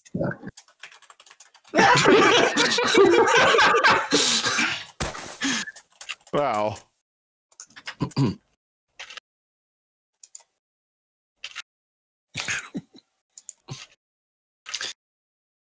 Perhaps there was still hope for Ada. I really don't know what to say. Part of me wants to yell something like, I expected better from you, son. But I'm all about standing up for the little guy. And you're all tiny to me, after all. But against all evidence pointing to the contrary, Ana is very much not the little guy in any situation. Ever. And even if she was, you really should be a little wiser about who you pick fights with. How was I supposed to know that that asshole son of a beast was Lord or whatever? Hey, we don't use that language here. That's how we call them person don't respect a lady back in my town. Making mothers the subject matter is not respecting ladies. The patron insults Miles all the time, and I ain't never seen you complain. And since when's that senile desert shrub a role model? What in the name of the Hatsa are you laughing about now? Quit hollering, she don't know what's going on. Ana, I'm here. Just let me go with her. Oh no, you're not going anywhere. I keep my guards well behaved, and I expect no less from the citizens, Atter. Mindless violence is not the solution to your problems. I thought you knew this already.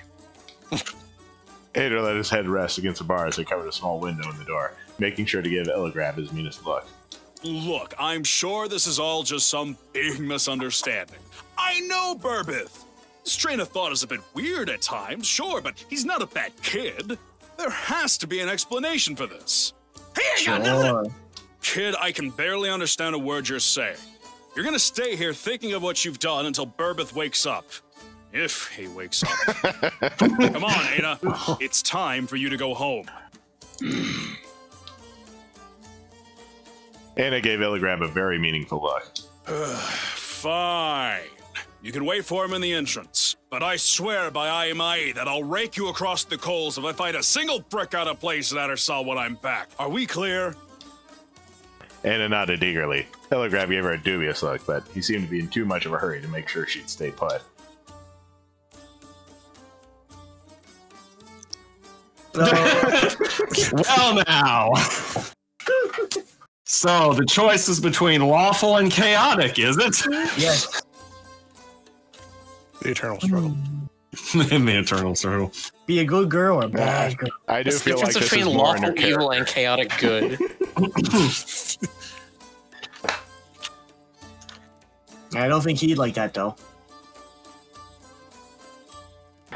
Oh, what's he gonna do?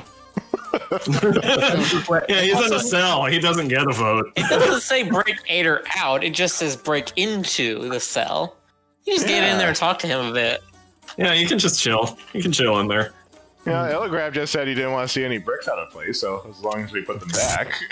Yeah, exactly. Or as long as you only break the door. Come on, bud, you know. Too bad Illigram forgot to say anything about the cell's window. I greatly enjoy how often this game thinks exactly along the same lines that we do. Like I said, totally professional. Anna took a brief look into the room from outside. To the city guard's credit, the dungeon was actually considerably nicer than Geoff's house and definitely safer. No beast or Magadar would find Ader there. Didn't take Anna much effort to bend the iron bars and sneak her little body through the window. Aina! Ader didn't waste a second. He immediately threw his arms over Anna, began smothering her with half incomprehensible cries that were most likely meant to be reassuring. They soon derailed into some sort of lecture. I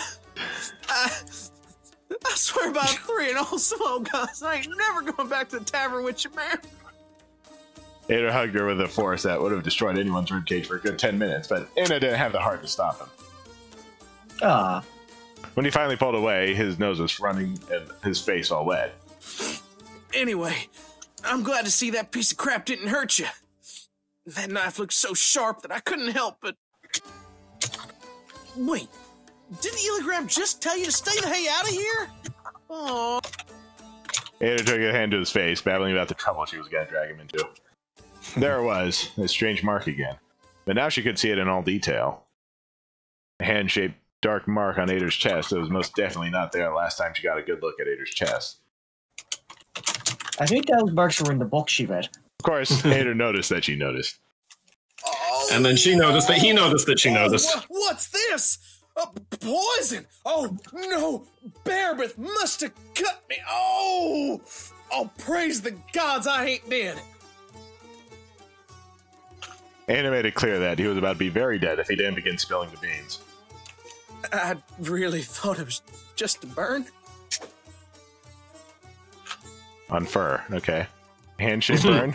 Ader didn't seem to be lying, but he clearly wasn't telling the truth either. Anna inspected the mark up close. Long, slim fingers and a small palm. Clearly couldn't belong to a deer. Lacking excuses to do so often as she'd like to, Anna put her hand on his chest just to make sure he couldn't be one of her kind either. Yeah, you definitely called that. Which, of course, left one people and one girl. Yep, it's just what you're thinking. Anna's ears perked up immediately. Ader smiled tenderly in response. I wasn't lying for once when I said I could read minds, boss. I mean, it ain't like I can hear your thoughts or anything like that, but I just sort of... No? You see, the gazelle I was talking about earlier, she taught me how to read the heights as it passes through you, following the trail of emotions all your lives ever left in it, through nothing but your very eyes. So basically mind reading and a few other things. Anna made her best attempt to not look at Ader like he'd grown another head, but it wasn't a very good attempt at all. I know what I saw, boss. I swear I read her mind. But I got too close to the fire and ended up burnt. Now when I call for her, she don't answer.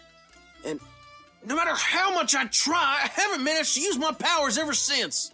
What am I supposed to think anymore? I feel like I'm going crazy here. There, she meant to say, ruffling his brown hair. She meant it this time, however. Anna had no doubt that Ader had seen something, but that something was his own mind. His nightmare should chase him out of his sleep and hide it in every shadow. It's not that Anna thought him crazy, of course. He was just naive, anguished, and a little bit delusional. A couple of compliments and some suggestion, the boy would have thought himself a Makadar. Anna could almost picture the scene. Some saucy gazelle with a gift of the gab, burning Gino Root, convinced Ader they had powers beyond his imagination for just Adoru and the three Sitapas. Be right back. The rest of the evening was free of charge, because of course it was. Anna put that bitter, absolutely not jealous train of thought aside for a moment. A burn? Why would he think it was a burn? No matter how much Anna waited and impatiently tapped her boot against the ground, Ader didn't say another word on the matter. A small smile appeared on his face after a while, heralding his story as it always did. You know, boss, there's only one reason I wanted that whole gaze reader business to be true. Guess why? Anna's glare could have frozen the whole step. Right, but what I mean is that you gotta think of the answer. Boss, come on. I want to stop being the fawn that cried beast. Look at me, and let me prove I can do this. We're being given a choice. We are being given a choice. What will we choose? He's gonna read your mind. If you indulge him. Do you want to let this guy indulge your mind? Ooh. But I have a feeling it's not gonna work though, because she's a goal. Well, a doe. Oh yes, a doe. Everybody wants to indulge, so. Yeah, let's indulge. Fine, why not? It couldn't possibly hurt. All right, look me in the eye and don't move, okay? Think of something with all your strength, like you were putting your whole mind to it. Anna shut her eyes for a moment, trying to think of... Her feelings or an insult? This is her. This is more her, so let's go an insult. Anna opened her eyes and nodded, much to Ader's delight. He shoved his face right in front of hers and began staring at her with such intensity it could have burned a hole in her forehead. Minutes passed. Ader's face became more and more contorted every instant. His snout was wrinkled, his jaw was jutting out, and he was completely cross-eyed. Again, how can you tell? Anna couldn't help but roll her eyes at the idiot in front of her. Wound out. Anna's ears perked up as his eyes focused on Anna again. Smith immediately took a step back.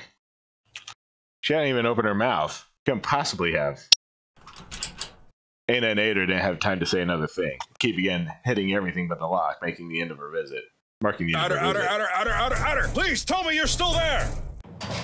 Telegram nearly slammed Outer's cell door open. Finally stopped saying Outer upon seeing the boy calmly sitting on the bench. Hey there, lad. I have some good news and some bad news. Which do you want to hear first? I hope they give us a choice. Bad? The good news is that Burbeth is alive and well. He'll wake up soon. Bad news is, you and I are going to be taking a stroll to the marketplace. How's that bad? Are you familiar with the words attempted magnicide? Don't worry, I'll explain on the way. Up we go! Uh-oh. This is a good thing, right? Hold up. What do you mean by Adder's public getting put in the execution? stocks. Nope, even worse. Oh. He meant, of course. What was that? Nothing! Tell me what happened next. Right, well, Ader and Illigrab. Lynn? All that talk about food made me hungry. Great sign that you should return to your parents for the day, then. That's, no! We can't stop here. I don't want to go until you finish the story. What if your old bud comes to dust tomorrow and I haven't gotten to hear the end of it? Ader turns into a knight, someone messes up his name at some point, and you're eventually born at the end. Don't go! Please! I'm going to read even faster. Stay a little longer. Fine, but I'm not letting you starve.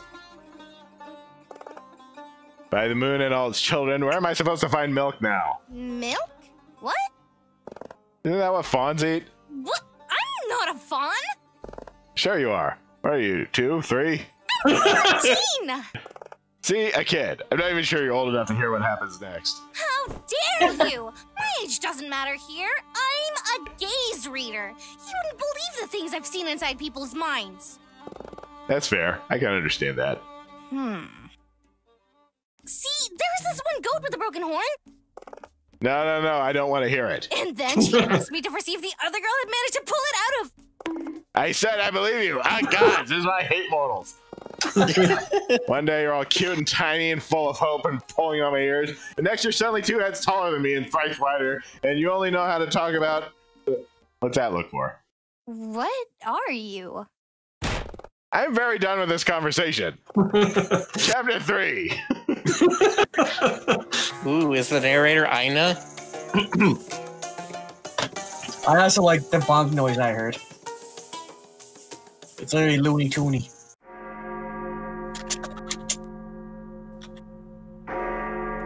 And you have to say chapter 3 in bigger, more anger. I like that. Bell tolled over the city, announcing the end of curfew, the start of a new day for the city at large, but alas, for a poor, misplaced buck. Uh-oh. Game over. The end! Yeah. Well, let's leave Ader's story suspended for a moment and take a step back. A narrative, metafictional setback, not a temporal or physical one. Oh, you can't leave him hanging like that. At this point, I hope you may have realized that my version of the story, The Knight of the Upperfield, is much more about the people in Ader's life than it is about the boy himself. And that is sorely lacking in knights. Not only knights, no. Another essential archetype in a chivalrous legend such as his was missing, the princess. She'd been missing for a moon now, even though Ader knew her location with pinpoint accuracy. Fortunately for Ader's as yet unwritten destiny, nobility tends to aggregate and grow together like certain types of, much like certain types of fungi. Not far from the scaffold, in a lonely cell by the entrance to the city guards keep, an imprisoned princess eagerly awaited her rescue. The legitimacy of her imprisonment would be at the very least disputable. Though the title of princess had been imposed upon her, she aspired to much more. Expecting a knightly rescue was, however, a matter of honor at this point. I wouldn't dare say what kind of matter headbutting a dungeon wall over and over was, however. I'm going to slap him. I'm going to saw his horns off with a spoon. I'm going to make a skirt out of his cape and burn this place to the ground and make soup with his roasted... Ooh. Ah, Sir Askadath. Finally. Wait, did she just say Askadath? Yeah, she did. Don't say another word until we're done here. I'm afraid that Sir Askadath is currently indisposed, my son. He has personally tasked me with the crucial mission of escorting the Jasif back to the bordello whence she came. Excuse me? Did I hear you wrong? Or are you really saying that he's had me Hang on a waiting second, the whole y'all. I'll be night back. in the dungeon, like some common thief, just to have his butler fetch me without any further explanation? Affirmative, my son. So what exactly does he expect me to do? Go back empty-handed after spending the whole night out? I can't leave without my payment. Then by all means stay, my son. I will ask Sir Askadath to come at his earliest. I have waited enough. You will take me to him, or I will have you front the payment on his behalf. I don't appreciate your implications, my son. I am a loyal steward. I could never... Sir Askadath? Sir, if you have finished polishing your horns, there is a matter that requires your undivided attention. Hush! I'm brooding! I realize how important that must be to you, sir. But if I could have a moment of your time...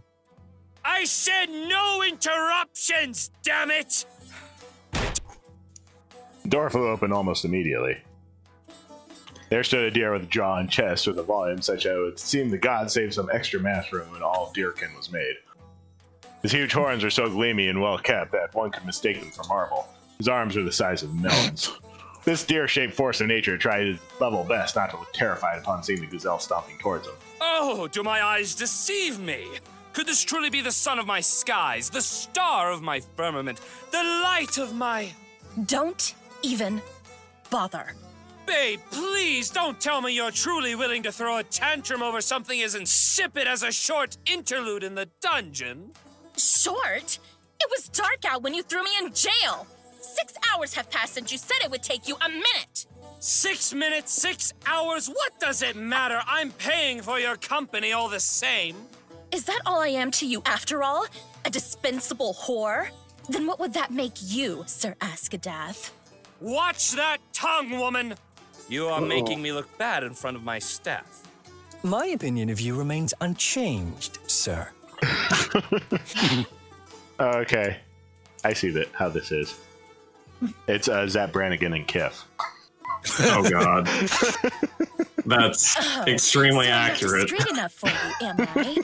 Would you have me lower my voice or hide my horns, perhaps? Should I wrap my tail around my waist and dye my hair so as not to stand out around you? Have you forgotten who you are talking to, Sir Askadath? Of course not! How could I ever forget? Jasif, Princess of the Sands, most fragrant flower, love of my life, fire of my...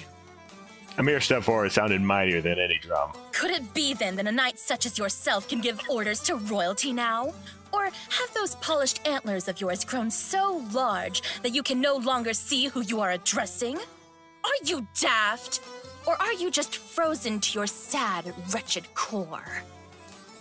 No one missed the sound Elbar's throat made as Sep's nose touched his. Bammit! Fetch a barrel of my finest wine from the cellar and have it delivered to the Desert Rose at once! I want you to personally make sure that it is most excellent. Gladly, Yeah, okay, sir. boss. Bobbin scuttled out of the captain's office, leaving the couple alone at last. The burly deer breathed so deeply that it seemed his heart was about to collapse at any moment, but his short legs resisted quite well. Will that be enough? Of course not. Give me a portion of the assignation for Miss Rochelle as an added compensation. And pray I don't tell her I had to spend the night alone in the dungeon. Sep made to leave, knowing that her righteous fury could only take her so far. A strong hand pulled on hers, making her turn once more. Is that a tear I spy on your face? Oh, I no. would never cry for you. Blast me in all my luck! Oh, how cruel have I been without realizing so. The poison in your tongue was not without reason. Hide behind your lies all you wish. I don't deserve your honesty. I doubted my love for you at a match, but I now see you missed me just as much. Words alone cannot express the pain I feel, my princess. I cannot undo my carelessness, but I can at least attempt to better myself. Please, show me how to please you. Yeah, show all of us, please. How about an explanation? Now. Elbar's cape flew most dramatically as he turned away from Sep. Silence followed after, for the knight had to heft his heavy thoughts before speaking. A tragedy befell my house last night. Thamar's heir lies limply on his bed, his face swollen, purple and red, nearly as broken as his spectacles, as lifeless as his right arm. I feel as if the gods were playing an encore of my mistakes on him! Oh dear. That's horrible. What happened? What happened indeed? I cannot begin to fathom why my liege would rather spend his time in a tavern in the slums among society's slag instead of joining me for a drink in my palace. But that's not the matter at hand, is it? Two men remained on the scene when my guards arrived. One was taken to his bed and one to me. All I know after the deed is that the very first moment I saw that wretched, one-eyed scoundrel, I could tell he would be the mastermind behind this attack.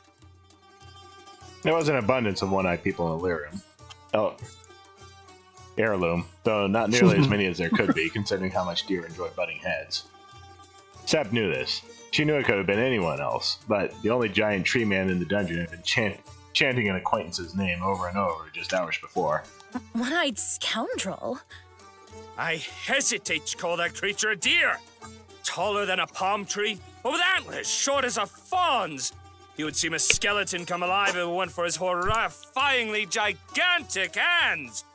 Gross and gibbous, surely deformed by the atrocities he's committed with them. And it's not just his body that's twisted, but his mind. He could have fled, but no! That miscreant preferred to slander the name of my house with treacherous fabrications, claiming he was protecting the honor of some albino broad from Burbith. Elbar's remark was not without reason. Sap knew of this too, of course. That doesn't sound like Burbith? No. Did I tell you about the lengthy conversation I had with him when you brought him to the Desert Rose?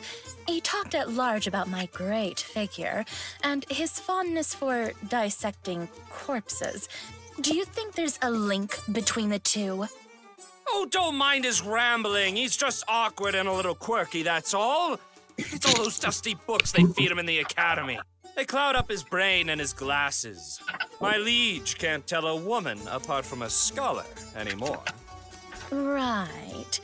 Well, as you well said, I certainly can't imagine him having any lowly impulses towards anything beyond his alembic. And yet... Alembic, there's another $10 word. I know, right? These guys must be great at Scrabble. It's like a chemical thing, right? No, alembic is like a decanter. It's like a potion maker's set. Huh. Potion master. Elbar's ears perked up as Sep mouths the last sentence. She was venturing into some truly dangerous territory. Doesn't the case sound a little incomplete to you, Sir Askadath? I feel like there's a key piece missing somewhere. Not even a roe would be thick-skulled enough to attack a noble without a reason. A reason? A reason? What reason could anyone have to attack a crippled scholar? Such prurient curiosity is what got my brother in this situation in the first place, Jasif. Do not spare any sympathies for that lowlife or his kin. His kin? Oh, of course. That's what this is really about, isn't it? Showing those reprobates how to deal with their betters. Who would keep them from trampling Macadar saplings and stealing offerings otherwise? Yes, you understand now! They may look and sound dumb, but their upbringing makes them deceptively cunning. Cunning enough to make you trust them with your biggest secret, only to abandon you when they learn more than they can handle. That's oddly specific, but yes! Don't ever let your magnanimity cloud your judgment, my princess. Those hoodlums barely count as sentient beings. You really have some opinions on Rose, don't you? What? No! Bite that sword, Jasif! I was talking about peasants, not yellow deer. I don't care what they look like on the outside, Barhan or Ekain, or anything in between. All that matters is that they are the same on the inside. They're filthy, stinky insides. Think of all the diseases they carry. Fleas, plagues, illiteracy. God, I feel dirty just thinking about all the farmers that still roam this city at large. Oh. Still. You killed him? I tried to do so myself, yes. But no matter how much I insisted that erasing such vileness from Dakna is my responsibility, Irgrab wouldn't shut up about breaking protocol if I so much as drew my sword. Is he dead or alive, then? See for yourself. Elbar pointed toward one of the arrow loops in the wall, leaving the gazelle completely frozen on the spot for a moment. What was the appropriate reply to such an off-putting offer? What kind of horror did he intend to show her? A dormant sense of morbid curiosity won the battle against fear and respect. She advanced towards the window, looking over the plaza. And there he was. Addersen, son of Gerfaz, standing on the scaffold with the noose around his neck and his hands tied behind his back. The executioner stood grimly beside him, exchanging words that Sep couldn't hear, no matter how much she strained her ears. At the time, it took Sep to blink, and doubt if it was watching this horrifying scene was actually a good idea. The executioner pulled a lever, opening a trapdoor beneath Ader's feet. Calling it now. His neck is so long and thick that they can't hang him. The way our protagonist fell was so simple and to the point that there was a certain elegance to it. Magnificence that Sep could never appreciate, for she took both hands to her face instinctively, afraid she may scream in unison. And so spoke Ader as the rope finally reached the extent of its length. Ow! Ow? Whoa, that didn't hurt half as much as I thought it would. All righty then. Which way to my next life? The whole plaza froze up. No one dared move or say a word. It seemed as if a spell had been cast on the audience. Ada took notice of their expected gazes, far too apprehensive to be looking at a fresh corpse, and so he turned his face to look down at the astonishing speed of 1 degree per second. His hooves were resting solidly on the ground. The threadbare noose, irritating his ridiculously long neck, had merely traveled from his collarbone to the base of his jaw, loosened by his hunched spine along the way. Sep heaved the longest sigh within her hands, feeling her heartbeat once more for the first time in an eternity. The whole world mirrored her, finally set in motion by her reaction. Oh, come on, not again!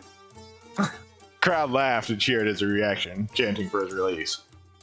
Did you see that? This is the 3rd time that it happens. The 3rd! That rube is sturdier than a Damacador. I never seen anyone survive being hanged thrice. Man, I love the look on her face. She's just Wow. amused. He's loving the attention. Why can't we kill him? He's immune. We apparently cannot build a gallows tall enough for him. Okay. They also can't just, use a curse that guillotine boy or an and all his axe. lineage. What point is there to a public execution if the prisoner isn't even scared anymore? Tell me, what am I supposed to do with a man that refuses to die and that I'm not allowed to kill? Called it. Sep looked for an answer among the agitated audience, who were now beginning to scream insults at the guards as they approached Ader. A trial, perhaps? So, Elbar is actually my ancestor? What? But that can't be! Adder has to be him! Calm down, kid. By that logic, Bearbiz could be your ancestor, too. Bearbeth is my ancestor? Look, I know this is kind of important to you, Bloodsacks, but we don't have time to spare. My hunch is right. You have nothing to worry about. It's simply a matter of a character mix-up over the years to simplify the story. But what if you're wrong? You can freak out or you can write, Lynn. You underestimate me. I can freak out while I write, and I fully intend to do so until this matter is clarified. Bungo is my then. father. Adder! How are you hanging, lad? I'm sorry I couldn't make it in time for the 3rd pass, but here's a little something to make up for it. Oh, great! You brought water. Well, I thought you'd be parched from screaming so much. No worries, though. We're almost done here. I just heard back from the executioner, and he's pretty sure he found the right noose for your neck this time. You know what they say? 4th time's the charm. I don't want to die. There, drink up. Don't let a little fear of mortality get your spirits down, boy. You're taking the execution like a champ. Trust me, you should have seen how ridiculous the dare before you looked as he fell. You're a natural at this. I love this. What the hell are you even doing here, Heligrab? You don't want to see me die that bad. What? No! Don't even think that for a second, Adder. I love you. And I know how much death means to you, mortal, so I just figured I would keep you hydrated instead of letting you wilt all alone. In front of the audience. So you ain't gonna do nothing at all. That it? Hey, I've done plenty. I convinced Elbar to skip the torture and make your death as physically painless as possible.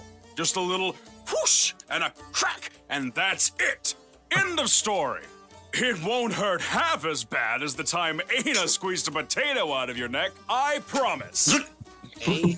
Boss! Oh, that's right. Darn it, it's about time to work. I gotta tell her I can't make it today. You know if she's headed off to the forge yet? I don't want her seeing me like this. That, my boy, is precisely why we need to get this over and done with. I don't want to imagine what would happen if she stumbled upon your body hanging in front of the whole plaza. So get me the hey out of here! Ain't that what friends are supposed to do? Justice should never distinguish between a stranger and a friend. I would never forgive myself if I gave someone preferential treatment just because I cared for them. You wouldn't want that either, right? course I would! Knights are supposed to uphold justice and truth and fairness and all that crap you sold me on, but Lord Snotty Snout here's gone and sent me straight to the gallows for fighting off a creep just because he got a fancy name. Does that look anything like justice to you? No, Adder. And that's precisely why I need Aina by my side until the storm comes. All right. Noose lined up. Bring that poor sod over here. Be a good boy now and pass on calmly to your next life, okay? Wherever and wherever you are reborn, you'll have a better life than this. I'll... Whoop. Ader dragged his feet toward the platform once more, climbing the steps with feet heavier than concrete. Steeled his heart in preparation for the overwhelming sight that awaited him. An excited crowd cheering and pumping fists. Seth was right. Deep, deep inside Ader's mind, in dark, unexplored corner of his heart, he was almost enjoying his last moments. For the first time so many people were paying attention to him. They were even being nice to him. Enamored with his hungry public, our dear Ader conceived a plan. He would scream "wee" as he fell. Everyone remembered the boy that went "wee" if the noose failed to kill him a fourth time. Perhaps the captain of the guard would take pity on him and grant him a pardon. He'd be the talk of the town. Even his heart's missing piece would surely hear about this new folk legend, Ader Neck Strong. That was strictly a Plan B plan situation. The A plan was not falling. Hold up. I ain't survived not one, not two, but 3 falls now. What a lucky number, am I right? The 3 must be on my side. That's gotta count for something. Yes. You get a free axe to the neck if you make it to the 5th alive. Now bend your knees this time, will ya? Do I get to say my last words? You've said them thrice already. Yeah, but what if this is the one time I actually... The platform disappeared once more beneath Ader's feet, letting gravity do its bidding with the boy. Our protagonist was about to woo those congregate around him with his impressive bravado and mock death with his mind-boggling Wii skills when he realized that something had fundamentally changed in his relationship with the noose. In the minutes since they'd last met, the rope had become a whole lot more attached to his neck. But they went from a passing tryst to something much more tangible, real. The noose surrounded Ader's neck in a tight embrace and promised to never let him go as it pulled him back to its side. Oh, now you've done it! Look at the poor thing! He's suffocating! This isn't what we agreed on at all! I was promised a swift death! Then go and snap his neck yourself. I've got other people to kill today. Don't worry, Adder. I'll file a complaint in the city council later today. Your suffering shall be avenged. Thanks, Silly Crab. Adder's most loyal fans started booing and insulting the executioner as he casually walked away. Those less devoted among the public simply decided to let it go and enjoy the usual harmless family fun provided by the gallows. Alas, this wasn't meant to be the last we'd hear from Ader. Like sun rising from the north, a pair of gleamy, polished antlers charged into the scene at breakneck speed, or at a hasty pace at the very least, to give the onlookers enough time to appreciate the magnificence of said rack. It's always important to give them a chance to appreciate the rack. Far more bizarre sight up close than any nightmare my mind could have devised. Lowlier yet than the lowliest scum.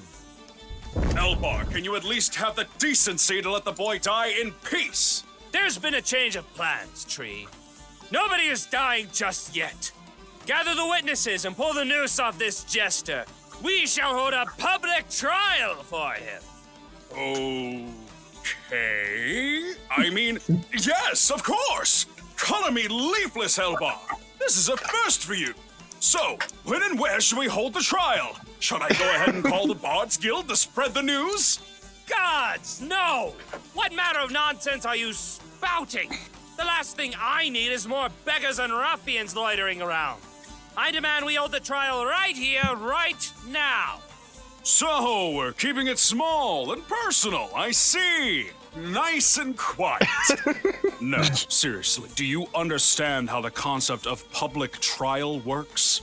I just have to convince a bunch of peasants that I'm not some sort of despotic tyrant, right? That's a cinch, as the commoners say. Oh, fantastic. Why don't you go ahead and convince them that I'm not a tree while you're at it? I'm sure you'll...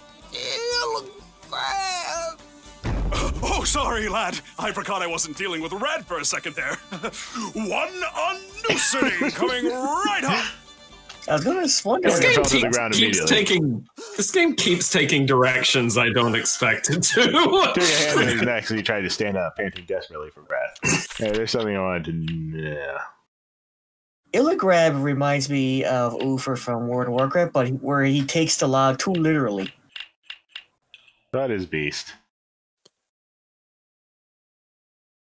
Parents all over the steppes tell the children that these horrible creatures will come to feast upon their flesh if they don't behave. What are these monsters said to feel?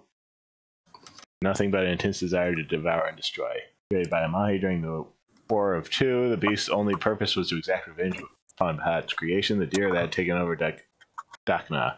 They were defeated and destroyed, but after one of their own shared their only weakness with the deer. Bahat rewarded him by granting him immortality and a deer-like appearance, thus becoming the immortal High King Iskith that still rules over Akazor to this day. Wise people know that they shouldn't fear monsters they can't see, but rather ones they do.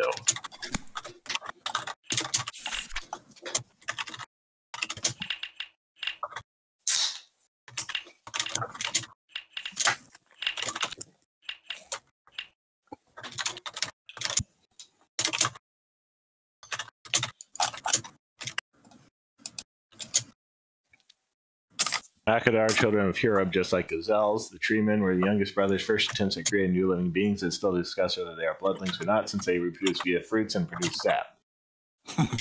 Makadar are gigantic and incapable of speech. They swell up to size 2, depending on your origin. 6 average deer, 7 gazelles, 26 arms, 30 feet, or 12 standardized Karme horns. They are huge and eerily silent.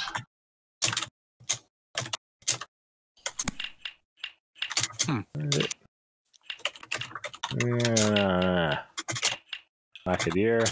Dumb Pun is the name that hybrids of Makadar and Akane receive, much to their chagrin. The deer quickly realized once Makadar were created that their fruits weren't normal, but some Akane had to eat them to realize that first. Makadir are born as weak saplings that have to be planted. Understanding their rarity, the tree deer that survive soon gathered to form their own families.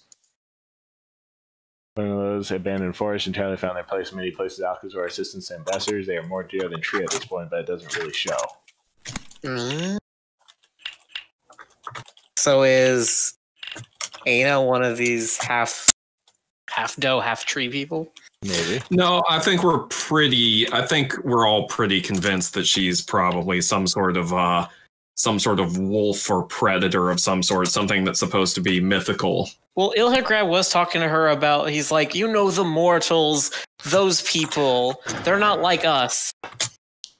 The book she read, though, had the same kind of markings that Ada had. Yeah, she immediately discarded it as soon as she saw the wolf stuff, and she's just like, nope, don't need to see that. I don't know. Maybe she's a Maca wolf. Maybe she's half wolf, half tree. Probably. But we don't actually have like a description of the beast. No. So I'm wondering if she is a beast then, if that's the case. Actually, I think Ader might be a beast. No? I think he's weird. I think he's just weird. Yes, oh dear. Right there. I wonder if the beast is a transformation, though. I don't know. I think it's another created life form like the golems or the tree people. Yeah. The treeple? Yeah. That seems to be this world's like main magical thing, is that there are artificial people. Mm. All right, baby's not dying anymore. There's nothing to be squeamish about now. You can come out. How the hay, Ader thought, as his legs tried and failed to separate him from the thin layer of dry mud covering the pavement. Does she always run into me when I'm dragging my face to the ground? His answer arrived in the shape of a sly smile and a discreet look of superiority. Look alive, maggot! You are in the presence of royalty. This is Jasith of Bassakersit, heir to a kingdom forgotten by the ages. Know this, for it is by her magnanimity and her magnanimity alone that you haven't yet drawn your last breath. You give me far too much credit, Sir Askadath. I simply didn't want to live with the death of this poor hayseed on my conscience. Yes, well, it will be on my conscience if he doesn't die today. So don't keep your hopes up. She said the thing.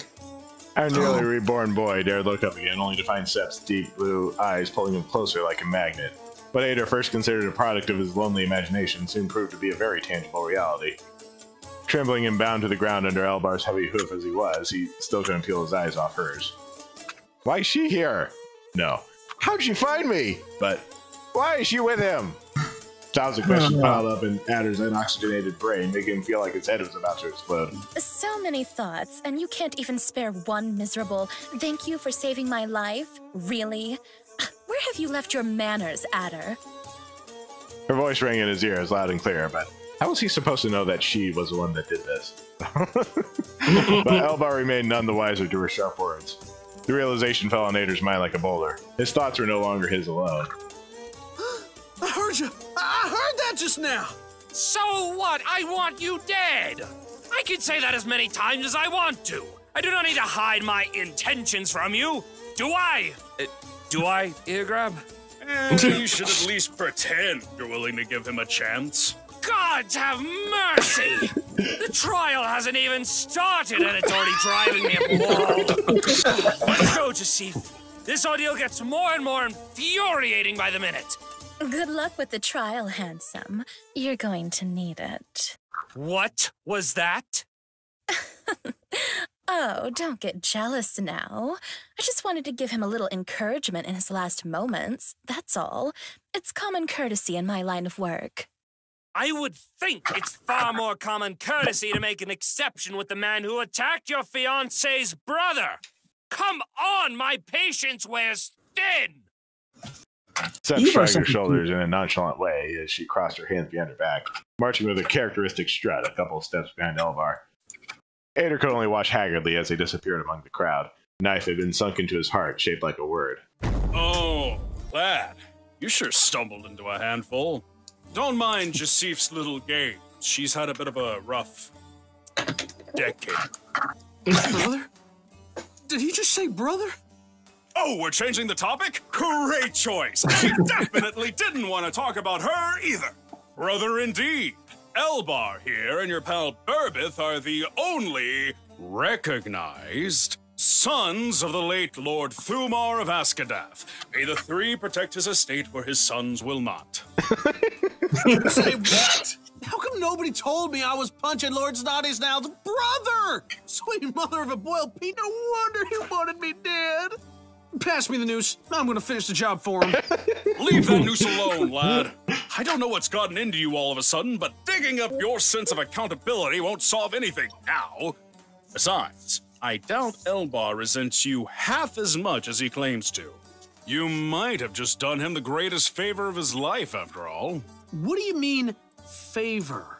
Well, Elbar may be older and wear his family name with pride, but he's, suffice to say that Burbith is the heir to their household by blood right, even though he is widely considered a less than ideal candidate. Lack of horns and all, you know, typical deer business. Once the retainers catch wind of what happened last night, however, well, the banished egomaniac may yet look like a reasonable choice compared to the feeble fawn who can't hold his own in a fight against a malnourished slum dweller. No offense, kid. I'd say I feel bad about Thumar's house, but that's what happens when you're more interested in making fawns than raising them. You take that back this instant! I ain't gonna stand by and hear you spit radish stew about Lord Thumar like it was no big deal. He was nothing like that, you hear me? You clearly didn't know the man. And you did? What a grand concept! To think that you'd get to know a lord better in 2 decades than I could in 104 years. Tell me, Adder, when was the last time you visited his palace in Corbussuit? Never? Oh, I don't suppose you were pen pals then? Ah, of course. How could I forget Thumar's time in Chanthering? You may have just met him at his best. Old, sad, and remorseful, left to wither away in a fort on the other side of the world. But I sure hope you didn't, because that would have some ugly implications for a soldier. Ader's somber expression finally put an end to Illigrab's retort. A life meditating in conflicts had turned Illigrab into a peaceful man that had treated words with respect. He could measure them precisely and know how much distance they would travel if spoken. He knew that he'd gone a few leagues too far this time. Coming back would be a challenge. Come on, Adder. It's just you and me here. You don't have to hide it anymore. This was all part of yet another one of your little far-fetched plans to become a knight. Am I right? That ain't none of your darn business, Illigrab. Ow. That's okay. You're still mad about the whole throwing you in prison thing, the execution, and I get it. Right. We still have to make sure that you don't die. I'd better go round up the witnesses. Here, keep the water. Illigrab hurriedly shuffled away from the scene, leaving Adder alone to contemplate his choices. Though, alone would hardly be the correct word here.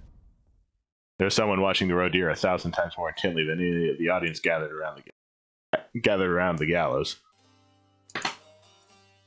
Okay, it's past midnight. I need to save this.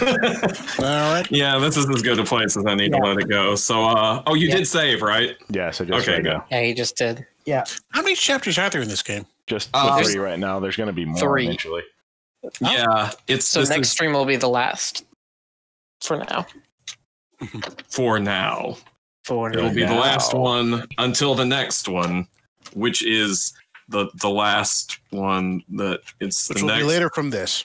It will be the one after this one, which is before the one before the after the end is the beginning is the end. Like Gordon Stoker is rambling. Lego has a good question. Do we want to do this tomorrow night or Game Awards? Huh. The Game Awards. The Game restream them. Can we restream them in comment? Yes. Yeah. Oh, I don't know, whatever. Maybe. Nah, we'll figure it out. Okay. I don't know if I have a lot to say, but I mean, sure. Anyway, go. Well, this has been fun. Okay. I mean, I have a lot to say about them, but it's usually just repeating the word union over and over. Or just find like Lynn. Like who was her ancestor? Mungo? One of these characters? I don't know. The world may never know. Wait, did you say Mungo? He did say Mungo. Her mind wanders so much, I wouldn't be surprised if she said something like that. That's what I liked about her. All right, y'all. Okay. It has been fun, but now we are done until the rising and setting of the sun. Ah, you beat me to it. Have a good night, everybody. Good night. Good night. Good night.